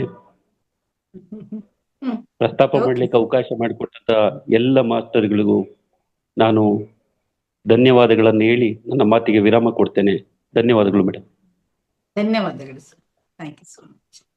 S, thank you Manjunath sir. ಅಂದ್ರೆ ಎಲ್ರಿಗೂ ಗೊತ್ತಿರ್ತಕ್ಕಂಥ ವಿಷಯನೇ, ಆದ್ರೆ ಈ ಹಾಡಿನ ಬಗ್ಗೆ ಅಷ್ಟೊಂದಾಗಿ ನಮ್ಗೆಲ್ಲ ಗೊತ್ತಿರ್ಲಿಲ್ಲ. ಯುದ್ಧ ನಡೀತಾ ಇರೋದು ಗೊತ್ತು, ಮತ್ತೆ ಎಷ್ಟು ಜನ ಸತ್ತಿದ್ದಾರೆ ಅದು ದಿನ ಬೆಳಿಗ್ಗೆ ನೋಡ್ತಾ ಇದೀವಿ. ಅದು ಪಶ್ಚಾತ್ತಾಪ ಪಡೋ ಅಂತ ವಿಷಯನೇ, ಆದ್ರೆ ಈ ಹಾಡಿನ ಬಗ್ಗೆ ಗೊತ್ತಿರ್ಲಿಲ್ಲ. ಒಳ್ಳೆ ಮಾಹಿತಿನ ಕೊಟ್ಟಿದ್ದೀರಾ sir. Thank you so much sir. Yes ma'am, ಇನ್ಯಾವ್ದು ಹ್ಯಾಂಡ್ ರೈಸ್ ಇಲ್ಲ ಮ್ಯಾಮ್. Yes master. ಓಕೆ, ಒಂದು ಹಾಡು ಹೇಳ್ಬಿಟ್ಟು ನಾವು ಇದನ್ನ ಮುಗಿಸೋಣ ಮೇಡಮ್. ಒಂದು ಹಾಡು ಹೇಳ್ತೇನೆ ಮಾದೇಶ್ವರನ್ನು, ಇನ್ನೊಂದು ರಾಘವೇಂದ್ರ ಸ್ವಾಮಿಗಳು. ಇವತ್ತು ಗುರುವಾರ ಆದ್ರಿಂದ ಅದು ಹೇಳ್ತೇನೆ ಚಿಕ್ಕದಾಗಿ. ಮಾದೇಶ್ವರ ದಯಬಾರದೆ ಬರಿದಾದ ಬಾಳಲ್ಲಿ ಬರಬಾರದೆ, ನೀನಿಲ್ಲದೆ ನನಗೆ ಬದುಕೆಲ್ಲಿದೆ. ಮಾದೇಶ್ವರ ದಯಬಾರದೆ ಹಗಲಲ್ಲೂ ನಿನದೇ ಧ್ಯಾನ, ಇರುಳಲ್ಲೂ ನಿನ ಗುಣಗಾನ. ಮಹಾದೇವ ನೆನೆಯದೆ ನಿನ್ನ ಇರದಯ್ಯ ನನ್ನೀ ಪ್ರಾಣ. ಕನಸಲ್ಲೂ ನೀನೇ ಸ್ವಾಮಿ, ಮನಸ್ಸಲ್ಲೂ ನೀನೇ ಸ್ವಾಮಿ. ಉಸಿರೊಸಿರು ನಿನ್ನ ಹೆಸರೇ, ಕಣ್ತೆರೆದು ನೋಡೋ ಸ್ವಾಮಿ. ಮನೆ ದೇವ ಮಾದೇಶ್ವರನೇ ಈ ಮೊರೆಯ ಕೇಳು, ನಾ ತಾಳಲಾರೆನಯ್ಯ ಈ ವೇದನೆ. ನಿಜ ಭಕ್ತ ನನಗೆ ಕೈಯ ಈ ಶೋಧನೆ. ಮಾದೇಶ್ವರ ದಯಬಾರದೆ. ಇನ್ನು ರಾಘವೇಂದ್ರ ಸ್ವಾಮಿಗಳು, ಇದು ಬಹಳ ಚೆನ್ನಾಗಿದೆ ಅಷ್ಟೇ.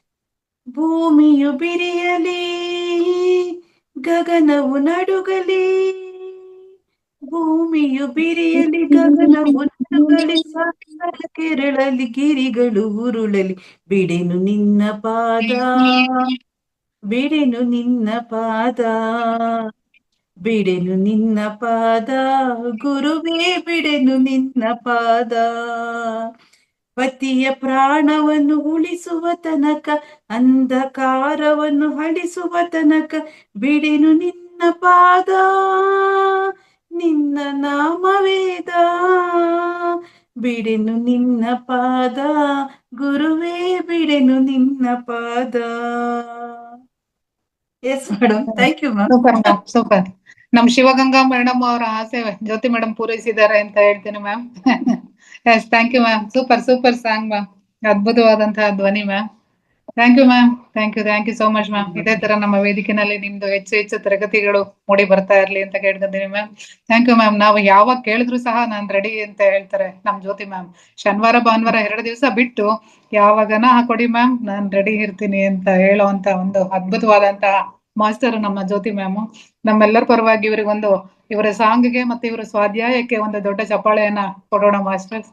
Thank you so much ma'am. ಇದೇ ತರ ಹೆಚ್ಚು ಹೆಚ್ಚು ತರಗತಿಗಳು ನಮ್ಮ ವೇದಿಕೆನಲ್ಲಿ ಬರ್ಲಿ ಅಂತ ಹೇಳ್ತಾ ನನ್ನ ಪರವಾಗಿ, ನಮ್ಮೆಲ್ಲ ಮಾಸ್ಟರ್ಗಳ ಪರವಾಗಿ ಹಾಗೂ ವೇದಿಕೆಯ ಪರವಾಗಿ ನಮ್ಗೆ ಉತ್ಪೂರ್ವಕವಾದಂತಹ ಧನ್ಯವಾದಗಳನ್ನ ಅರ್ಪಿಸ್ತಾ ಇದ್ದೀನಿ ma'am. Thank you so much ma'am. Thank you madam, thank you. ಎಲ್ಲ ನನ್ನ ಪಿರಮಿಡ್ ಮಾಸ್ಟರ್ಸ್ಗೆ ಹೃತ್ಪೂರ್ವಕವಾದ ಧನ್ಯವಾದಗಳು. ಎಸ್ ಮಾಸ್ಟರ್ಸ್, ಇಲ್ಲಿ ತನಕ ತಾವೆಲ್ಲರೂ ಸಹ ಸಹನೆಯಿಂದ ಕುಳಿತು ಸ್ವಾಧ್ಯಾಯವನ್ನ ಕೇಳ್ತಾ, ಹಾಡನ್ನ ಆಲಿಸ್ತಾ ಎಲ್ರೂ ಸಹ ತಮ್ಮ ಅನಿಸಿಕೆಗಳನ್ನ ತುಂಬಾ ಚೆನ್ನಾಗಿ ಇಲ್ಲಿ ಶೇರ್ ಮಾಡ್ಕೊಂಡಿದ್ದೀರಾ. ಹಾಗಾಗಿ ನಿಮ್ಗೂ ಸಹ ಈ ವೇದಿಕೆಯ ಪರವಾಗಿ, ನನ್ನ ಪರವಾಗಿ ಅನಂತ ಧನ್ಯವಾದಗಳನ್ನ ಅರ್ಪಿಸ್ತಾ, ಈ ವೇದಿಕೆಯನ್ನ ನಿರ್ಮಾಣ ಮಾಡಿಕೊಟ್ಟಿರ್ತಕ್ಕಂತ ನಮ್ಮ ರಂಗನಾಥ್ ಸರ್ ಅವರಿಗೂ ಸಹ ಕೃತಜ್ಞತೆಗಳನ್ನ ಅರ್ಪಿಸುತ್ತಾ, ಅವರ ಸಿಬ್ಬಂದಿ ವರ್ಗದವರಿಗೂ ಸಹ ಕೃತಜ್ಞತೆಗಳನ್ನ ಅರ್ಪಿಸುತ್ತಾ, ಈಗ ಒಂದು ವಿಷಯ ಮಾಸ್ಟರ್ಸ್, ಇವತ್ತು ಆಗ್ಲೇನೂ ಹೇಳಿದ್ದೀನಿ, 9 ಗಂಟೆ ತರಗತಿ ಪ್ರಾರಂಭ ಆಗ್ತಾ ಇದೆ. ಇವತ್ತಿನಿಂದ ನೈಟ್ 9 ಗಂಟೆಗೆ ತರಗತಿ ಪ್ರಾರಂಭ ಆಗ್ತಾ ಇದೆ. ಎಲ್ಲರೂ ಸಹ ಹೆಚ್ಚಿನ ಸಂಖ್ಯೆಯಲ್ಲಿ ಭಾಗಿಯಾಗೋಣ, ಕಾರ್ಯಕ್ರಮವನ್ನ ಅತ್ಯುತ್ತಮಗೊಳಿಸೋಣ ಅಂತ ಹೇಳ್ತಾ ಈ ಕಾರ್ಯಕ್ರಮವನ್ನ ಸಂಪನ್ನಗೊಳಿಸ್ತಾ ಇದೀವಿ masters. Thank you so much master.